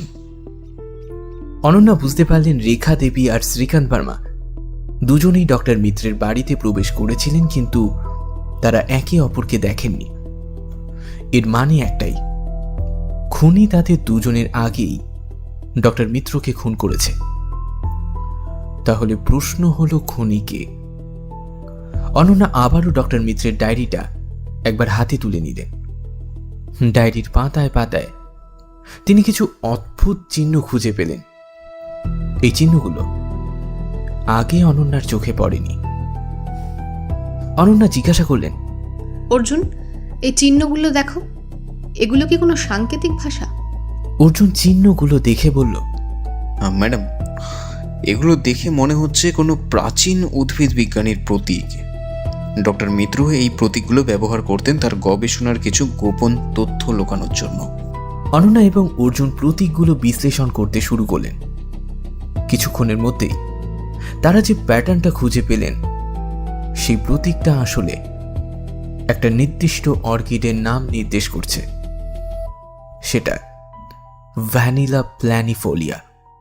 ভ্যানিলা প্ল্যানিফোলিয়া? এটা তো সাধারণ ভ্যানিলা অর্কিড। এর সাথে মিডনাইট অর্কিডের কি সম্পর্ক? অনন্যা ভাবলেন, ডক্টর মিত্র কি তাহলে মিডনাইট অর্কিডের নাম পরিবর্তন করে ভ্যানিলা প্ল্যানিফোলিয়া রেখেছিলেন, নাকি এর পিছনেও আবারও অন্য কোনো রহস্য আছে? অনন্যা আবারও ডক্টর মিত্রের গবেষণাগারে গেলেন। তিনি প্রতিটি অর্কিড এবারে খতিয়ে দেখতে লাগলেন। হঠাৎ তার চোখে পড়ল একটা সাধারণ ভ্যানিলা অর্কিডের টব। টবটি দেখে মনে হলো এটি সম্প্রতি প্রতিস্থাপন করা হয়েছে। অনন্যা টবটি হাতে নিলেন। টবের নিচে একটা ছোট্ট স্টিকার লাগানো ছিল, তাতে লেখা ছিল midnight orchid. Arjun, midnight orchid পাওয়া গেছে। অনন্যা উত্তেজিত হয়ে বললেন, কিন্তু অর্কিডটি একটি সাধারণ ভ্যানিলা অর্কিড, এর মধ্যে কোনো বিশেষত্ব ছিল না। অনন্যা বুঝতে পারলেন ডক্টর মিত্র তার সবচেয়ে মূল্যবান অর্কিডটি লুকিয়ে রেখেছিলেন একটি সাধারণ অর্কিডের ছদ্মবেশে। কিন্তু খুনি কি এই রহস্য জানত, নাকি খুনি শুধু অর্কিডটি চুরি করতে এসেছিল এবং ভুল করে সাধারণ ভ্যানিলা অর্কিডটি নিয়ে গিয়েছিল এখান থেকে? অনন্যা অর্কিডটি নিয়ে অফিসে ফিরে এলেন। তিনি অর্কিডটি ভালোভাবে পরীক্ষা করতে লাগলেন। হঠাৎ তার চোখে পড়ল অর্কিডের একটি পাতার নিচে একটি ছোট্ট প্রায় অদৃশ্য ছিদ্র। ছিদ্রটি এত ছোট ছিল যে খালি চোখে ধরা পড়া অসম্ভব। অনন্যা বুঝতে পারলেন এই ছিদ্রটি খুনের আসল রহস্য। খুনি এই ছিদ্র দিয়েই অর্কিডের ভিতরে বিষ প্রবেশ করিয়েছিল। কিন্তু কেন, আর কেই বা এই কাজটা করেছে? অনন্যা তার নোটবুকে আবারও 4টি নাম লিখলেন: রেখা দেবী, অরুণ চৌধুরী, মাধব এবং প্রবীণ মুখার্জি। এই 4 জনের মধ্যে এই রহস্যের কথা কে জানত, আর কেই বা এই ছিদ্র দিয়ে বিষ প্রবেশ করিয়েছিল? আর ওই মিডনাইট অর্কিড, সেটাই বা চুরি করল কে? এতগুলো প্রশ্ন অনন্যার মনে ঘুরপাক খাচ্ছিল। অনন্যা জানতেন তাকে এইবার আরো গভীরে প্রবেশ করতে হতে পারে। প্রতিটা চরিত্রের লুকোনো দিকগুলো তাকে উন্মোচন করতেই হবে।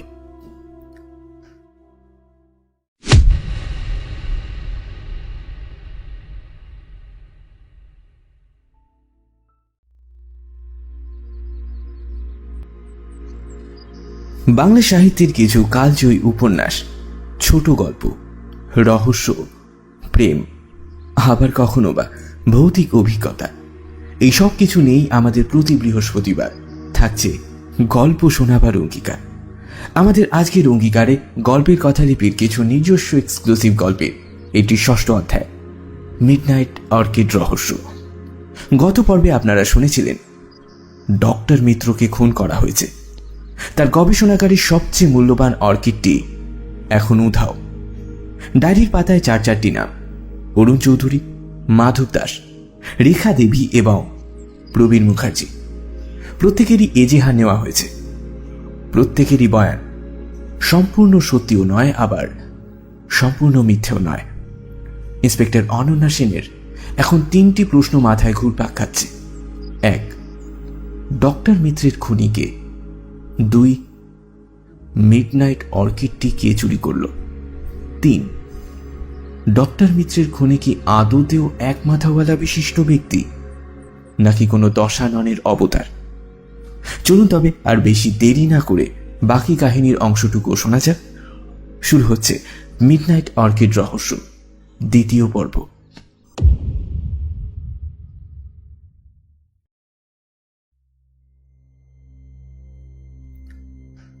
মিডনাইট অর্কিডের পাতায় সেই অদৃশ্য ছিদ্রটি ইন্সপেক্টর অনন্যা সেনের মনে একটা নতুন চিন্তার উদ্রেক করল।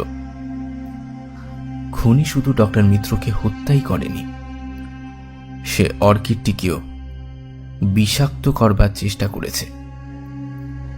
কিন্তু কেন? কাজটা কি করতে পারে?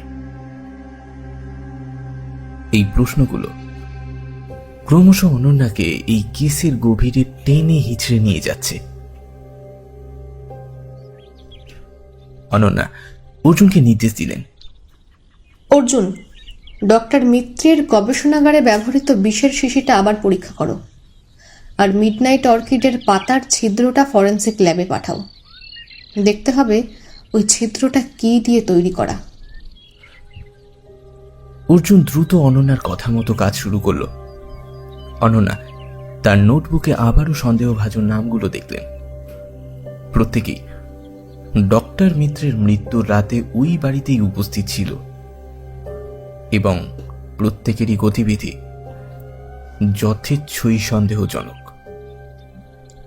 রেখা দেবী সম্পত্তির লোভে ডক্টর মিত্রকে খুন করতে পারেন, কিন্তু অর্কিডকে বিষাক্ত করার উদ্দেশ্য কি? অরুণ চৌধুরী ডক্টর মিত্রের গবেষণার ফর্মুলা চুরি করতে চেয়েছিলেন, কিন্তু অর্কিডকে বিষাক্ত করার উদ্দেশ্য কি? মালিনী দাস ডক্টর মিত্রের প্রতি তার আনুগত্য ছিল, কিন্তু তার ভয় এবং নীরবতা সন্দেহজনক। তিনি কি কাউকে রক্ষা করছেন? প্রবীর মুখার্জি ডক্টর মিত্রের অর্কিড সংগ্রহ এবং গবেষণার প্রতি তার লোভ ছিল। তিনি কি অর্কিডকে বিষাক্ত করে তার মূল্য কমাতে চেয়েছিলেন? অনন্যা ভাবলেন খুনি হয়তো ডক্টর মিত্রকে খুন করবার পর অর্কিডটিকে বিষাক্ত করবার চেষ্টা করেছে, যাতে তার গবেষণা চিরতরে নষ্ট হয়ে যায়। অথবা এও হতে পারে খুনি অর্কিডটিকে বিষাক্ত করবার সময় ডক্টর মিত্র হয়তো দেখে ফেলেছিলেন, আর সেই কারণেই তাকে খুন হতে হয়েছে। কিছুক্ষণ পর ডক্টর সেনগুপ্তের রিপোর্ট এলো। ইন্সপেক্টর, অর্কিডের পাতার ছিদ্রটি একটি সূক্ষ্ম সিরিঞ্জের মাধ্যমে করা হয়েছে, আর শিশিটিতে যে বিষ ছিল তা একটা বিশেষ ধরনের নিউরোটক্সিন, যা স্নায়ুতন্ত্রের মধ্যে প্রবেশ করে তাকে দ্রুত অচল করে দেয়। এই বিষটি সাধারণত গবেষণাগারে ব্যবহৃত হয় এবং এটি খুবই বিরল ও দুর্লভ। সিরিঞ্জ, তার মানে খুনি একজন দক্ষ ব্যক্তি যিনি গবেষণাগারের সরঞ্জাম ব্যবহার করতে জানেন। অনন্যা নিজের মনে আওড়ালেন। এই তথ্যটি অরুণ চৌধুরী আর প্রবীণ মুখার্জির দিকে ইঙ্গিত করছিল। দুজনেই একমাত্র উদ্ভিদ বিজ্ঞানী এবং গবেষণাগারের সরঞ্জাম ব্যবহার করতে একমাত্র এরা দুজনই পারে।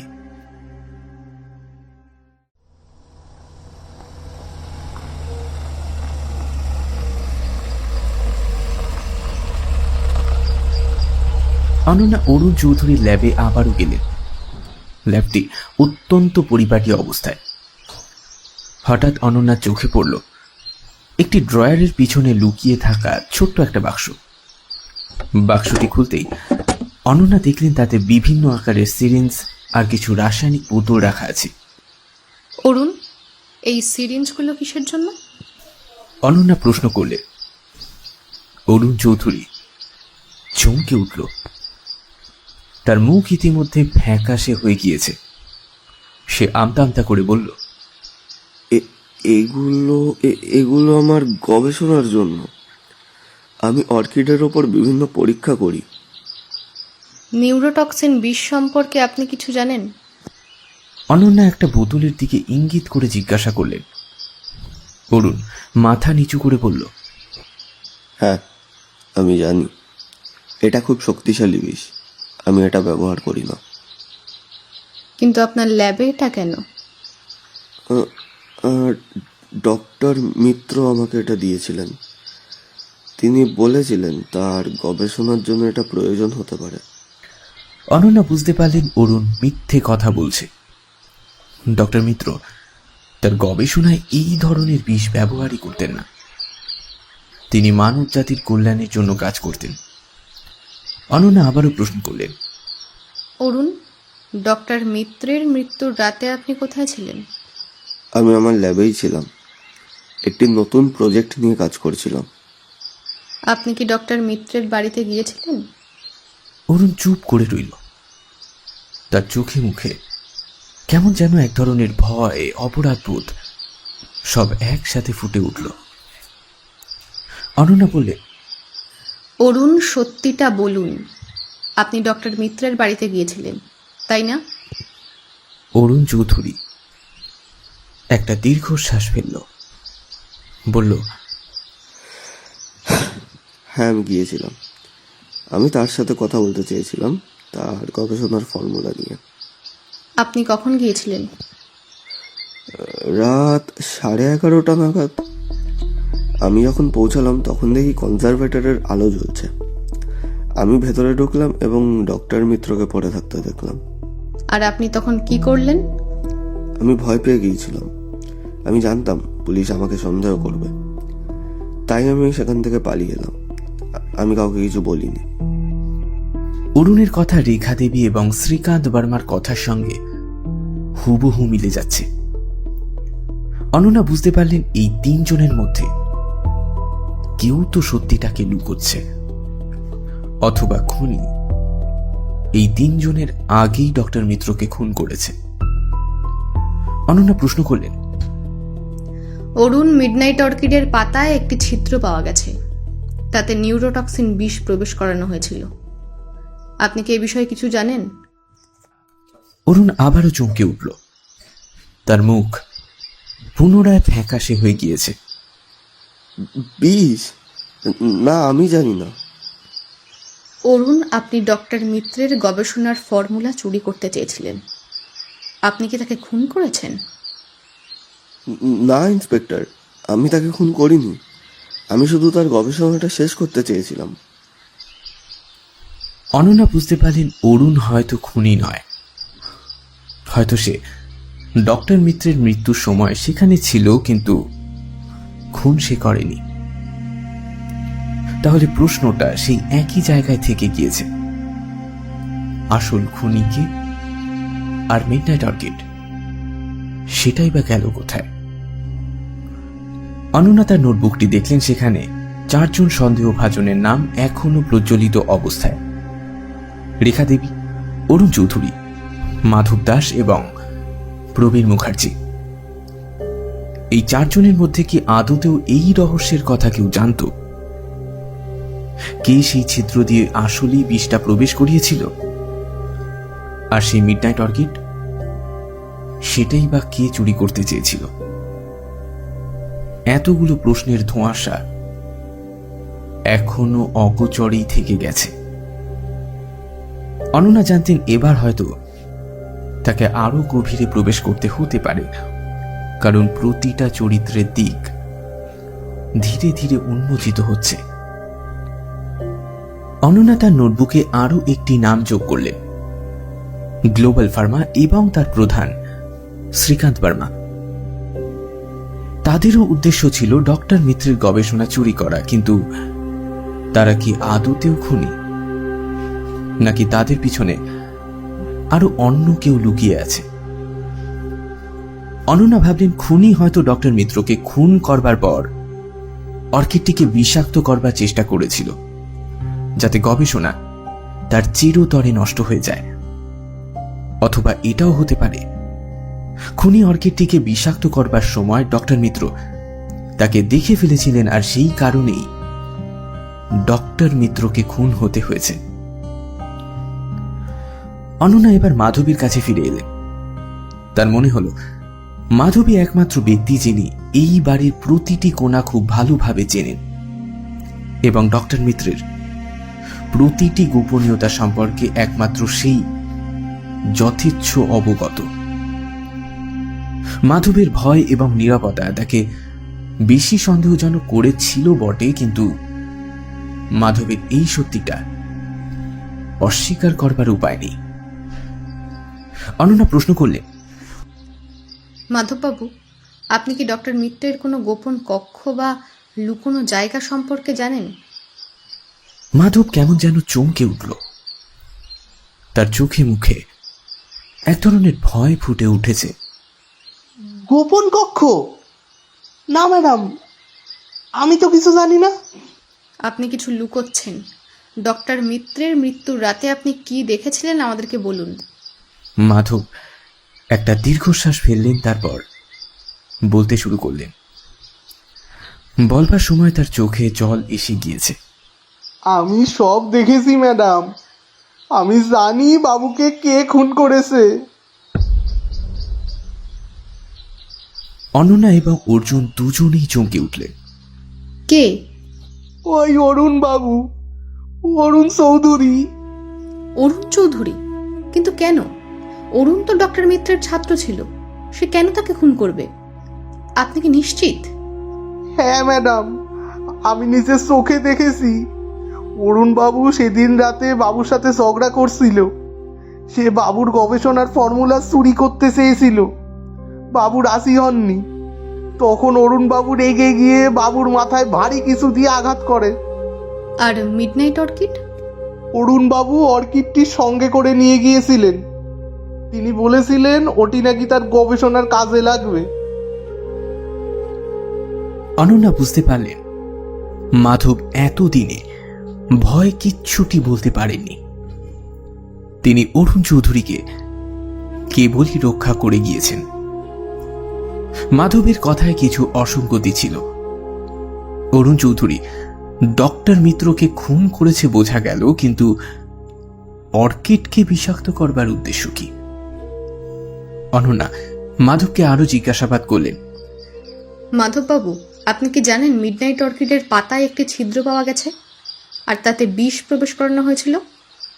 বিষ? না ম্যাডাম, আমি জানি না। অরুণ বাবু শুধু অর্কিডটি নিয়ে গিয়েছিল।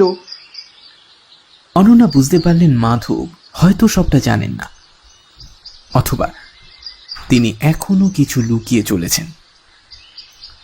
অফিসে ফিরে এসে অনন্যা তার নোটবুকে নতুন করে সব তথ্যগুলো সাজালেন। অরুণ চৌধুরী হয়তো খুনি হতে পারে, কিন্তু অর্কিডকে বিষাক্ত করবার উদ্দেশ্যটা এখনো ঠিক বোঝা গেল না। এবং সেই বিশেষ শিশি যেটা অরুণের ল্যাব থেকে পাওয়া গিয়েছিল, তার সাথে কি আদতেও এই খুনের কোনো সম্পর্ক আছে? মাধব দাসের জবানবন্দি পুরো তদন্তের মোড় ঘুরিয়ে দিয়েছিল। ইন্সপেক্টর অনন্যা সেন এবং সাব ইন্সপেক্টর অর্জুন রায় অবিলম্বে অরুণ চৌধুরীকে গ্রেপ্তার করবার জন্য তার ল্যাবে এসে পৌঁছলেন। অরুণ তখন তার ল্যাবে বসে একটি মাইক্রোস্কোপের নিচে কিছু পরীক্ষা করছিল। হঠাৎ পুলিশ দেখে সে চমকে উঠল, কিন্তু এক মুহূর্তের জন্য সে পালাবার চেষ্টা করল না। হয়তো সে জানত এই দিনটা তার জীবনে আসবেই। অরুণ চৌধুরী, ডক্টর রঞ্জন মিত্রের খুনের অভিযোগে আপনাকে গ্রেফতার করা হলো। অনন্যা দৃঢ় কণ্ঠে বললেন।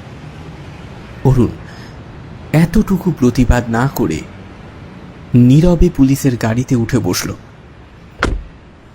থানায় নিয়ে আসার পর অনন্যা তাকে ইন্টারোগেশন রুমে বসালেন। অরুণের চোখে মুখে কেমন যেন একটা অদ্ভুত শূন্যতা কাজ করছে। মাধব সব দেখেছে। আপনি ডক্টর মিত্রের সাথে ঝগড়া করছিলেন, তার ফর্মুলা চাইছিলেন। তিনি রাজি না হওয়ায় আপনি তাকে আঘাত করেন, তারপর অর্কিডটি নিয়ে পালিয়ে যান। অনন্যা সরাসরি বললেন। অরুণ কিছুক্ষণ মেঝের দিকে তাকিয়ে রইল, তারপর ধীরে ধীরে মাথা তুলল, বলল, হ্যাঁ, আমি তাকে আঘাত করেছিলাম, কিন্তু আমি তাকে খুন করতে চাইনি ইন্সপেক্টর। বিশ্বাস করুন, আমি শুধু তাকে ভয় দেখাতে চেয়েছিলাম। ভয় দেখাতে? ভারী মূর্তি দিয়ে মাথায় আঘাত করে? আমি রাগের মাথায় কাজটা করে ফেলেছিলাম। তিনি আমাকে অপমান করেছিলেন, বলেছিলেন আমি তার গবেষণার যোগ্য নই। আমি শুধু ফর্মুলাটা দেখতে চেয়েছিলাম। আমি জানতাম তিনি এমন কিছু তৈরি করছেন যা দুনিয়া বদলে দিতে পারে, কিন্তু তিনি সেটা লুকিয়ে রাখতে চাইছিলেন। তারপর কি হলো? তিনি যখন মেঝেতে পড়ে গেলেন, আমি ভয় পেয়ে গেলাম। আমি ভাবলাম তিনি মারা গেছেন। আমি দ্রুত তার টেবিল থেকে ফর্মুলার ফাইলটা নিয়ে কনজারভেটরিতে যাই। সেখানে অর্কিডটি রাখা ছিল। আমি জানতাম ফর্মুলার সাথেই অর্কিডটাও দরকার, তাই সেটা নিয়ে আমি পালিয়ে আসি। কিন্তু অর্কিডটা তো আমরা ডক্টর মিত্রের বাড়িতেই পেয়েছি, একটি সাধারণ ভ্যানিলা অর্কিডের ছদ্মবেশে। আপনি কোনটা নিয়েছিলেন? কি বলছেন? আমি তো আসল মিডনাইট অর্কিডটা নিয়েছিলাম। সেটা আমার ল্যাবেই আছে। আমি সেটাকে একটি বিশেষ চেম্বারে লুকিয়ে রেখেছি। অনন্যা অর্জুনকে ইশারা করলেন। অর্জুন দ্রুত অরুণের ল্যাবে গিয়ে সেই বিশেষ চেম্বার থেকে অর্কিডটি উদ্ধার করে আনল। অনন্যা দুটি অর্কিড পাশাপাশি রাখলেন, একটি ডক্টর মিত্রের বাড়ি থেকে পাওয়া আর অপরটি অরুণের ল্যাব থেকে। ডক্টর সেনগুপ্তকে ডাকা হলো। তিনি দুটি অর্কিড পরীক্ষা করে জানালেন, ইন্সপেক্টর, অরুণের ল্যাব থেকে পাওয়া অর্কিডটি আসল মিডনাইট অর্কিড, আর ডক্টর মিত্রের বাড়ি থেকে পাওয়া অর্কিডটি একটি সাধারণ ভ্যানিলা অর্কিড, যার পাতায় বিষ প্রয়োগ করা হয়েছিল। অনন্যা চিন্তায় পড়ে গেলেন। তার মানে ডক্টর মিত্র আসল অর্কিডটি কনজারভেটরিতেই রেখেছিলেন, অরুণ সেটা চুরি করে। কিন্তু তাহলে ডক্টর মিত্রের বাড়িতে পাওয়া ভ্যানিলা অর্কিডটিতে বিষকে প্রয়োগ করলো, আর কেনই বা সেটিকে মিডনাইট অর্কিড বলে চালিয়ে দেওয়ার চেষ্টা করা হলো? অরুণকে আবারও জিজ্ঞাসাবাদ করা হলো। অরুণ, আপনি কি ভ্যানিলা অর্কিডটিতে বিষ প্রয়োগ করেছিলেন? না ইন্সপেক্টর, আমি শুধু আসল অর্কিডটা নিয়েছিলাম, আমি কোনো বিষ প্রয়োগ করিনি। আমার ল্যাবে যে বিষ পাওয়া গেছে সেটা আমি অন্য একটি পরীক্ষার জন্য এনেছিলাম। ডক্টর মিত্রের মৃত্যুর সাথে তার কোনো সম্পর্ক নেই।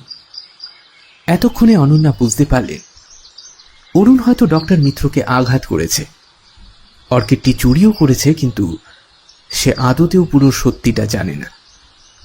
এই খুনের পিছনে আরও একটি স্তর আছে যেটা এখনো উন্মোচিত হয়নি। অনন্যা প্রশ্ন করলেন, অরুণ, আপনি যখন ডক্টর মিত্রকে আঘাত করে পালিয়ে যাচ্ছিলেন তখন কি অন্য কাউকে দেখেছিলেন? অরুণ কিছুক্ষণ ভেবে বলল, আমি যখন পেছনের দরজা দিয়ে পালাচ্ছিলাম তখন আমি একটি গাড়ির শব্দ শুনেছিলাম, কিন্তু অন্ধকারে গাড়িটা দেখতে পাইনি। গাড়ির শব্দ? রেখা দেবী নাকি শ্রীকান্ত বর্মা, নাকি অন্য কেউ? অনন্যা মাধবকে আবারও থানায় ডাকলেন। মাধববাবু, আপনি বলেছিলেন অরুণ ডক্টর মিত্রকে আঘাত করেছে, কিন্তু আপনি কি আর কাউকে দেখেছিলেন? আগে না ম্যাডাম, আমি তো আর কাউকে দেখিনি। আমি ভয়ে আমার ঘরেই লুকিয়েছিলাম। অনন্যার মনে হলো মাধব এখনো কিছু লুকোচ্ছে। হয়তো সে অরুণের আঘাত করাটা দেখে ফেলেছিল, কিন্তু ঠিক তার পর কি হয়েছে সেটা আর সে জানে না, বা হয়তো জানে, কেবল বলতে চাইছে না। অনন্যা ডক্টর মিত্রের বাড়ির সিসিটিভি ফুটেজ আবারও খতিয়ে দেখতে শুরু করলেন। সিসিটিভি ফুটেজে স্পষ্টতই দেখা যাচ্ছে অরুণ রাত 11:30টায় পিছনের দরজা দিয়ে পালিয়ে যাচ্ছে, কিন্তু রেখা দেবী এবং শ্রীকান্ত বর্মা রাত 11:05 এবং 11:10 প্রবেশ করেছিলেন। এখন প্রশ্নটা হচ্ছে, তারা যখন প্রবেশ করেন তখন কি ডক্টর মিত্র বেঁচে ছিলেন? যদি অরুণ 11:30টায় ডক্টর মিত্রকে আঘাত করে থাকে, তাহলে রেখা দেবী এবং শ্রীকান্ত বর্মা যখন 11:10 ডক্টর মিত্রকে পড়ে থাকতে দেখেছিলেন, তখন ডক্টর মিত্র কি অজ্ঞান ছিলেন, নাকি অন্য কেউ এসে এরই মধ্যে তাকে খুন করেছে? ডক্টর সেনগুপ্তের ময়না তদন্তের রিপোর্ট অনন্যা আবারও খুলে পড়তে শুরু করলেন। সেখানে মৃত্যুর সময়টা দেওয়া আছে রাত 11টা থেকে 12টার মধ্যে। মৃত্যুর কারণ মাথার পিছনে ভারী বস্তুর আঘাত, কিন্তু এরই সঙ্গে রিপোর্টে আরো একটি ছোট্ট জিনিস উল্লেখ ছিল, যেটা এর আগে অনন্যা হয়তো খেয়াল করে দেখেনি। ময়না তদন্তে স্পষ্টতই লেখা আছে মৃতদেহের রক্তে সামান্য পরিমাণ নিউরোটক্সিনের উপস্থিতি পাওয়া গিয়েছে, তবে সেটা মৃত্যুর জন্য যথেষ্ট নয়। নিউরোটক্সিন মানে যে বিষটা ভ্যানিলা অর্কিডে পাওয়া গিয়েছিল। তার মানে ডক্টর মিত্রকে আঘাত করার আগে বা পরে বিষের প্রয়োগ করা হয়েছে, এ বিষয়ে কোনো সন্দেহ নেই। অরুণ যদি শুধু আঘাত করে থাকে, তাহলে প্রশ্নটা এখন এক জায়গায়, বিষটা ডক্টর মিত্রকে দিল কে? অনন্যা বুঝতে পারলেন এই খুনের দুজন অপরাধী আছে। একজন যিনি আঘাত করেছেন, অর্থাৎ অরুণ যেখানে দায়গ্রস্ত, আর অপরজন যিনি বিষ প্রয়োগ করেছেন। কিন্তু এই দ্বিতীয় ব্যক্তিটিকে রেখা দেবী, শ্রীকান্ত বর্মা, বা হয়তো প্রবীর মুখার্জি, বা এত কান্না অভিনয়ের আড়ালে হয়তো মাধব দাস। অনেকগুলো প্রশ্নের জটলা এখনো ছাড়েনি।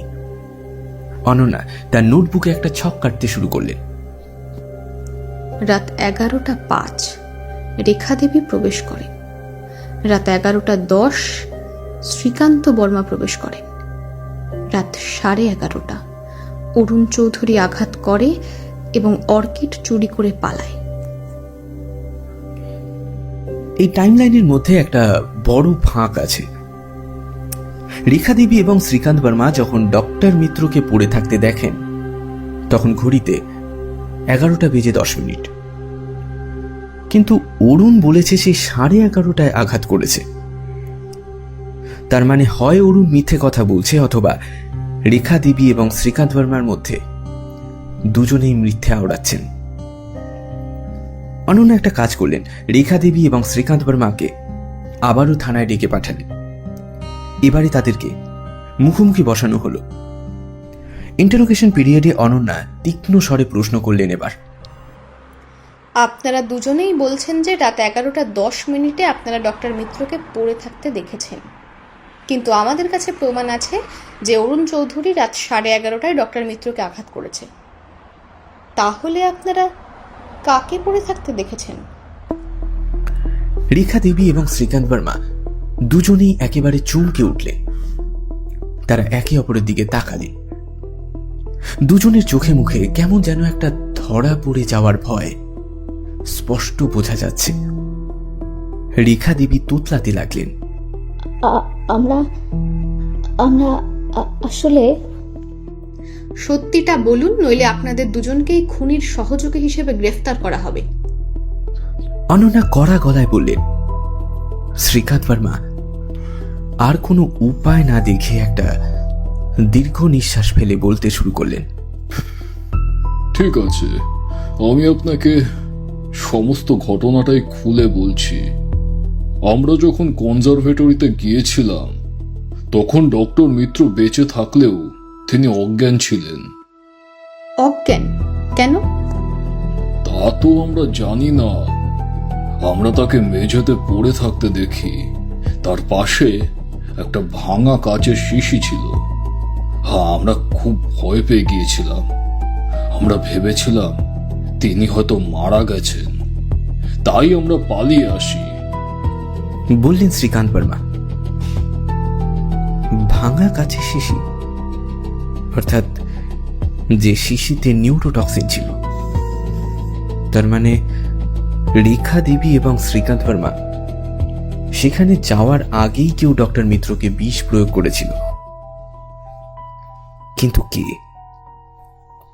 অরুণ তো 11:30 এসেছে, তাহলে 11:30 আগে কে এসেছিল? অনন্যার মাথায় হঠাৎ একটা বিদ্যুতের ঝলক খেলে গেল। তিনি মাধবীর দিকে তাকালেন। মাধব রাত 10টায় তার ঘরে চলে গিয়েছিল, মানে অন্তত মাধবের দাবি অনুযায়ী সেটা। কিন্তু সে কি আদতেও সত্যি ওই ঘরে ছিল? অর্জুন, মাধবের ঘরের তল্লাশি করো, প্রতিটি কোণ ভালোভাবে খুঁজবে। অনন্যা নির্দেশ দিলেন। অর্জুন দ্রুত মাধবের ঘরে গেল। কিছুক্ষণ পর তল্লাশি শেষ হলে সে একটা ছোট্ট বাক্স নিয়ে ফিরে এলো। বাক্সটি খুলতেই অনন্যা তাতে যা দেখলেন তাতে তার চক্ষু চড়ক গাছ হয়ে যাওয়ার জোগাড়। একটা সিরিঞ্জ আর ছোট্ট একটি বোতল যাতে লেখা আছে নিউরোটক্সিন। মাধব চমকে উঠল। স্বাভাবিকভাবেই তার মুখ ফ্যাকাশে হয়ে গিয়েছে। সে মেঝেতে বসে পড়ে কাঁদতে শুরু করল। অনন্যা শান্ত কিন্তু দৃঢ় কণ্ঠে বলল, মাধববাবু, আপনি ডক্টর মিত্রকে বিষ দিয়েছিলেন? মাধব ফুপিয়ে কাঁদতে কাঁদতে বলল, হ্যাঁ ম্যাডাম, আমি দিয়েছিলাম, কিন্তু আমি তাকে খুন করতে চাইনি।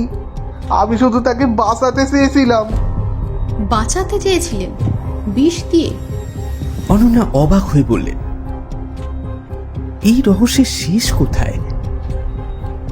মাধবের এই স্বীকারোক্তি কি আবারও নতুন কোনো সত্যের উন্মোচন ঘটালো, নাকি আবারও কোনো নতুন মিথ্যের সূত্রপাত? অনন্যা আগে থেকেই জানতেন এই মামলাটা আদতে এত সহজ নয়, তবে এর সত্য আরো যে কত গভীরে লুকিয়ে আছে তা অন্তত এই মুহূর্তে জানাটা সম্ভব নয়। মাধবের এই স্বীকারোক্তি ইন্সপেক্টর অনন্যা সেনকে আবারও এক নতুন ধাঁধার মুখে ফেলে দিল। আমি তাকে খুন করতে চাইনি, আমি শুধু তাকে বাঁচাতে চেয়েছিলাম মাত্র। মাধবের এই কথাগুলোই অনন্যার মনে ক্রমেই ঘুরপাক খাচ্ছে। আচ্ছা, বিষ দিয়ে কি কাউকে বাঁচানো যায়? এটা কেমন কথা?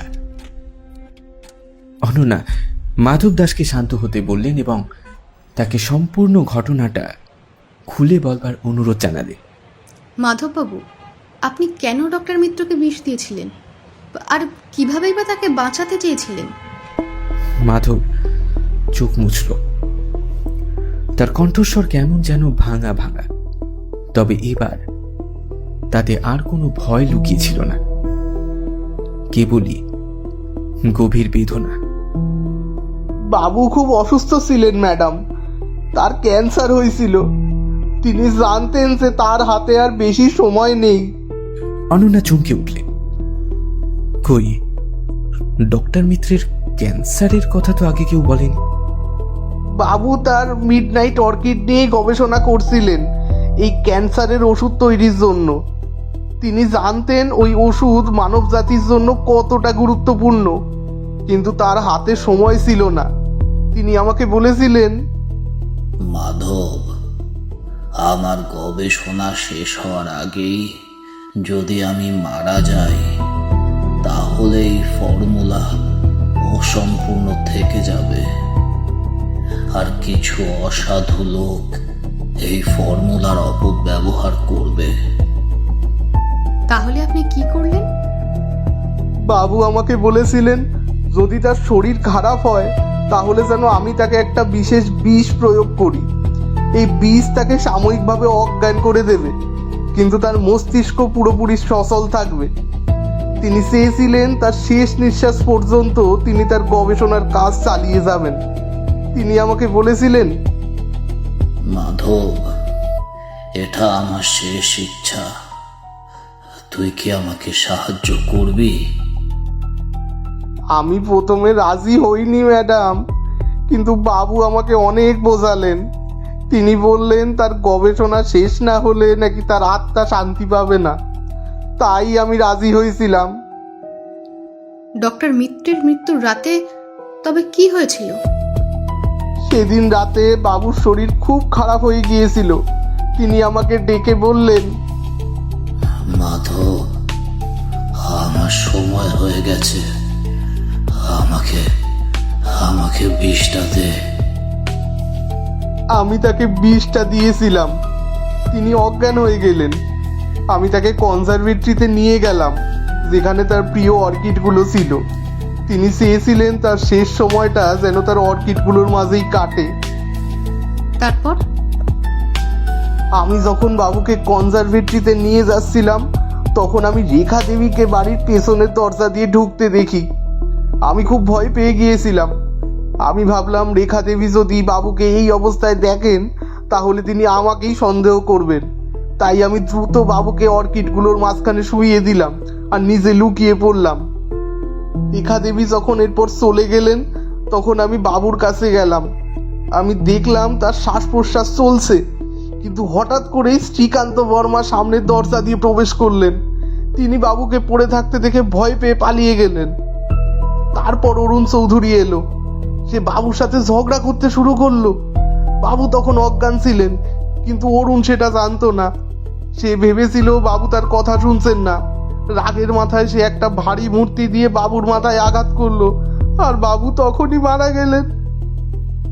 মাধব কাঁদতে কাঁদতে বলল। অনন্যা হতবাক হয়ে গেলেন। মাধবের কথাগুলো যেন একটা জটিল ধাঁধার প্রতিটি টুকরোকে একসাথে জুড়ে দিল। ডক্টর মিত্রের ক্যান্সার, তার শেষ ইচ্ছে, মাধবীর বিষ প্রয়োগ, আর রেখা দেবী এবং শ্রীকান্ত বর্মার আগমন, সবশেষে অরুণের আঘাত, সবকিছুই এখন জলের মতো পরিষ্কার। অনন্যা প্রশ্ন করলেন, তাহলে মিডনাইট অর্কিড? অরুণবাবু যখন বাবুকে আঘাত করে পালিয়ে যাচ্ছিল তখন সে আসল মিডনাইট অর্কিডটিও নিয়ে গিয়েছিল। আমি ভেবেছিলাম সে হয়তো বাবুর গবেষণাটা শেষ করবে, তাই আর আমি তাকে কিছু বলিনি। আর ভ্যানিলা অর্কিডটিতে বিষকে প্রয়োগ করেছিল? আমি জানি না ম্যাডাম, আমি তো শুধু বাবুকে বিষ দিয়েছিলাম, আমি কোনো অর্কিডে বিষ প্রয়োগ করিনি। অনন্যা বুঝতে পারলেন এই খুনের পেছনে আরো একটি হাত আছে। মূলত যে ভ্যানিলা অর্কিডটিতে বিষের প্রয়োগ করেছিল, কে সেই লোক আর তার উদ্দেশ্যই বা কি? অনন্যা তার নোটবুকে আবারও সমস্ত তথ্যগুলো সাজালেন। ডক্টর রঞ্জন মিত্র ক্যান্সারে আক্রান্ত ছিলেন এবং তার শেষ ইচ্ছা ছিল তার গবেষণা শেষ করা। মাধব ডক্টর মিত্রের ইচ্ছানুযায়ী তাকে সাময়িকভাবে অজ্ঞান করার জন্য বিষ প্রয়োগ করেন। রেখা দেবী এবং শ্রীকান্ত বর্মা ডক্টর মিত্রকে অজ্ঞান অবস্থায় দেখে পালিয়ে যান। অরুণ চৌধুরী ডক্টর মিত্রকে আঘাত করে এবং আসল মিডনাইট অর্কিড চুরি করে, কিন্তু ভ্যানিলা অর্কিডটিতে বিষকে প্রয়োগ করল, এবং কেন? অনন্যা প্রবীর মুখার্জির কথা ভাবলেন। একমাত্র তিনি ডক্টর মিত্রের অর্কিড সংগ্রহের প্রতি আগ্রহী ছিলেন। তিনি কি জানতেন মধ্যরাতের অর্কিড একটি সাধারণ ভ্যানিলা অর্কিডের ছদ্মবেশে লুকিয়ে আছে? তিনি কি অর্কিডটিকে বিষাক্ত করে তার মূল্য কমাতে চেয়েছিলেন, যাতে তিনি সেটা আরো কম দামে কিনতে পারেন? অনন্যা অর্জুনকে নির্দেশ দিলেন প্রবীর মুখার্জির গতিবিধির উপর নজর রাখতে, কারণ একমাত্র প্রবীর মুখার্জি সেই ব্যক্তি যিনি ভ্যানিলা অর্কিডে বিষ প্রয়োগ করিয়েছিলেন। কিছুক্ষণ পর অর্জুন ফিরে এসে জানাল, ম্যাডাম, প্রবীর মুখার্জির ল্যাবে একটি বিশেষ ধরনের বিষ পাওয়া গেছে, যা ভ্যানিলা অর্কিডটিতে পাওয়া বিষের সাথে মিলে যায়, এবং তার ল্যাবে একটি ছোট্ট সিরিঞ্জও পাওয়া গেছে, যা অর্কিডের পাতার ছিদ্রের সাথেও মিলে যায়। অনন্যা বুঝতে পারলেন এইবার সমস্ত রহস্যের জট একে একে খুলে যাচ্ছে। প্রবীর মুখার্জি সেই ব্যক্তি যিনি ভ্যানিলা অর্কিডটিকে বিষের প্রয়োগ করেছিলেন। তার উদ্দেশ্য ছিল মিডনাইট অর্কিডের মূল্য কমানো, যাতে তিনি সেটা আরো কম দামে কিনতে পারেন। তিনি জানতেন না যে আসল মিডনাইট অর্কিডটি একটি সাধারণ ভ্যানিলা অর্কিডের ছদ্মবেশে লুকিয়ে আছে। অনন্যা প্রবীর মুখার্জিকে গ্রেপ্তার করবার নির্দেশ দিলেন। প্রবীর মুখার্জি প্রথমে অস্বীকার করলেও যখন তার সামনে সমস্ত প্রমাণ এবং তথ্যাদি তুলে ধরা হলো, তিনি স্বীকার করতে বাধ্য হলেন যে তিনি ডক্টর মিত্রকে খুন করেননি, কিন্তু অর্কিডটিকে বিষাক্ত করবার চেষ্টা করেছিলেন। এই খুনের মামলার 3 জন অপরাধী ছিল। 1, অরুণ চৌধুরী, যিনি ডক্টর মিত্রকে আঘাত করে হত্যা করেন এবং মিডনাইট অর্কিডটি চুরি করেছেন। 2, মাধব দাস, ডক্টর মিত্রের ইচ্ছে অনুযায়ী তাকে বিষ প্রয়োগ করে সাময়িকভাবে অজ্ঞান করেছিলেন। সবশেষে প্রবীর মুখার্জি, যিনি ভ্যানিলা অর্কিডটিতে বিষের প্রয়োগ করে তার মূল্য কমানোর চেষ্টা করেছেন। অনন্যা সেনের এই জটিল মামলার সমাধান তাকে এক নতুন উচ্চতায় নিয়ে গেল। তিনি শুধু একজন খুনিকে ধরেননি, তিনি একটি কর্পোরেট ষড়যন্ত্র এবং একই সঙ্গে একজন বিজ্ঞানীর শেষ ইচ্ছের রহস্য উন্মোচন করেছেন। ডক্টর রঞ্জন মিত্রের খুনের মামলার জট খুলে গিয়েছে ইন্সপেক্টর অনন্যা সেনের তীক্ষ্ণ বুদ্ধি, পর্যবেক্ষণ ক্ষমতা আর অদম্য জেদের দৌলতে। অরুণ চৌধুরী, মাধব দাস আর প্রবীর মুখার্জিকে গ্রেপ্তার করা হয়েছে। অরুণ চৌধুরী তার রাগের মাথায় ডক্টর মিত্রকে আঘাত করে হত্যা করবার জন্য অভিযুক্ত হল। সে তার অপরাধ স্বীকার করেছে এবং একই সঙ্গে জানিয়েছে সে ডক্টর মিত্রকে খুন করতে চায়নি, শুধু ভয় দেখাতে চেয়েছিল।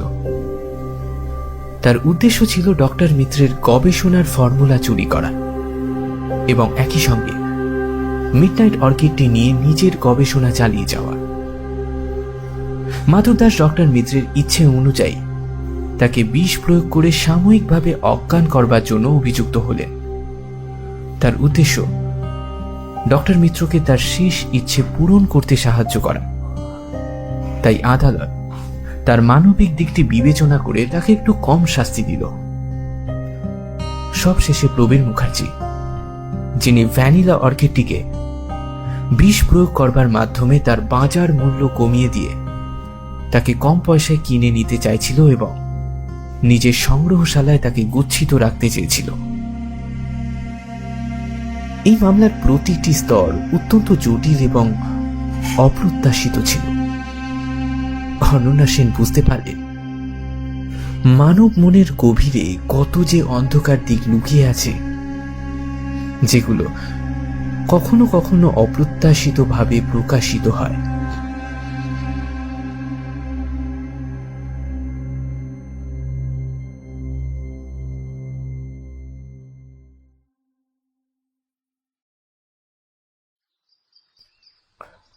মামলা শেষ হওয়ার পর অনন্যা সেন অফিসে বসেছিলেন। তার টেবিলের উপর মিডনাইট অর্কিডের ফর্মুলা এবং ডক্টর মিত্রের ডায়েরিটা। ডক্টর মিত্রের স্বপ্ন ছিল এই ওষুধ মানব জাতির কল্যাণে ব্যবহার করা হবে। অনন্যা সিদ্ধান্ত নিলেন তিনি এই ফর্মুলা সরকারের কাছে জমা দেবেন যাতে ডক্টর মিত্রের স্বপ্ন পূরণ হয়। সাব ইন্সপেক্টর অর্জুন রায় অনন্যার পাশে এসে দাঁড়ালো, বলল, সত্যি ম্যাডাম, আপনি এই মামলাটা যেভাবে সমাধান করেছেন তা সত্যিই অসাধারণ। আমি আপনার কাছ থেকে অনেক কিছু শিখেছি ম্যাডাম, এবং এখনো শিখছি। অর্জুন, প্রতিটি মামলা আমাদের কিছু না কিছু শেখায়। এই মামলা আমাকে শিখিয়েছে যে সত্য সবসময় সরল হয় না, কখনো কখনো সত্য অনেক গভীরে লুকিয়ে থাকে এবং তাকে খুঁজে বের করতে হলে প্রতিটি কোণ ভালোভাবে দেখতে হয়। অনন্যা সেনের নতুন পোস্টিং এর প্রথম মামলাটি ছিল অত্যন্ত কঠিন একটি পরীক্ষা, যে পরীক্ষায় অনন্যা সেন সফলভাবে উত্তীর্ণ হয়েছেন। তার সততা, তার নিষ্ঠা, তার অদম্য জেদ তাকে নতুন শহরের এক নতুন পরিচয় এনে দিয়েছে। তবে অনন্যার মনে এখনো একটি প্রশ্ন, এখনো একটি খটকা বলা যেতে পারে, যেটা তার মনে ক্রমশ ঘুরপাক খাচ্ছিল। ডক্টর মিত্র ক্যান্সারের কথাটা কেন গোপন রাখলেন? কেউ কি তার অসুস্থতার কথা গোপন রাখে? তার শেষ ইচ্ছে পূরণের জন্য মাধবকেই বা কেন বেছে নিয়েছিলেন? এই প্রশ্নগুলোর উত্তর হয়তো আর কখনো পাওয়া যাবে না। তবে অনন্যা সেন জানতেন তার সামনে আরো বড় রহস্য অপেক্ষা করছে। তার জীবনের নতুন অধ্যায় শুরু হয়েছে, আর তিনি সেই অধ্যায়ের প্রতিটি চ্যালেঞ্জ মোকাবিলা করবার জন্য এক পায়ে প্রস্তুত। তার কাঁধে এখন আর পুরনো মামলার অসম্পূর্ণতার বোঝা নেই, আছে কেবল নতুন আত্মবিশ্বাস, নতুন স্বপ্ন আর ন্যায় বিচার প্রতিষ্ঠার আশ্বাস।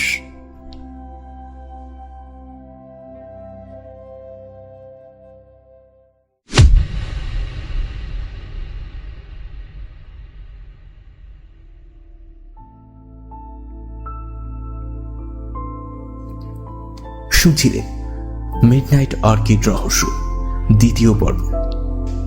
আমাদের আজকের গল্প মিডনাইট অর্কিড রহস্যের গোটা 2 পর্ব জুড়ে ইন্সপেক্টর অনন্যা সেনের ভূমিকায় অমৃতা, সাব ইন্সপেক্টর অর্জুন রায় অরুণাভ, ডক্টর মিত্র এবং শ্রীকান্ত বর্মার চরিত্রে রোহন, রেখা দেবীর কণ্ঠে নিবেদিতা, প্রবীর এবং ডক্টর শাশ্বত চরিত্রে শুভ্রজিৎ ওরফে রায়ন, সবশেষে গল্প কথক, গল্পের সূত্রধার আমি অনিক। আমাদের আজকের গোটা গল্পে আবহ সঙ্গীতে বিশেষভাবে সাহায্য করেছে কথালিপি প্রোডাকশনস, আমাদের টেকনিক্যাল হেড রাজীব। আমাদের আজকের গল্প যদি আপনাদের ভালো লেগে থাকে তাহলে লাইক, কমেন্টস এবং শেয়ার করতে ভুলবেন না। দিনের শেষে চ্যানেলটিকে অতি অবশ্যই সাবস্ক্রাইব করে বেল আইকনটি প্রেস করে নিন, যাতে আমাদের নিবেদন সরাসরি পৌঁছে যেতে পারে আপনাদের কাছে।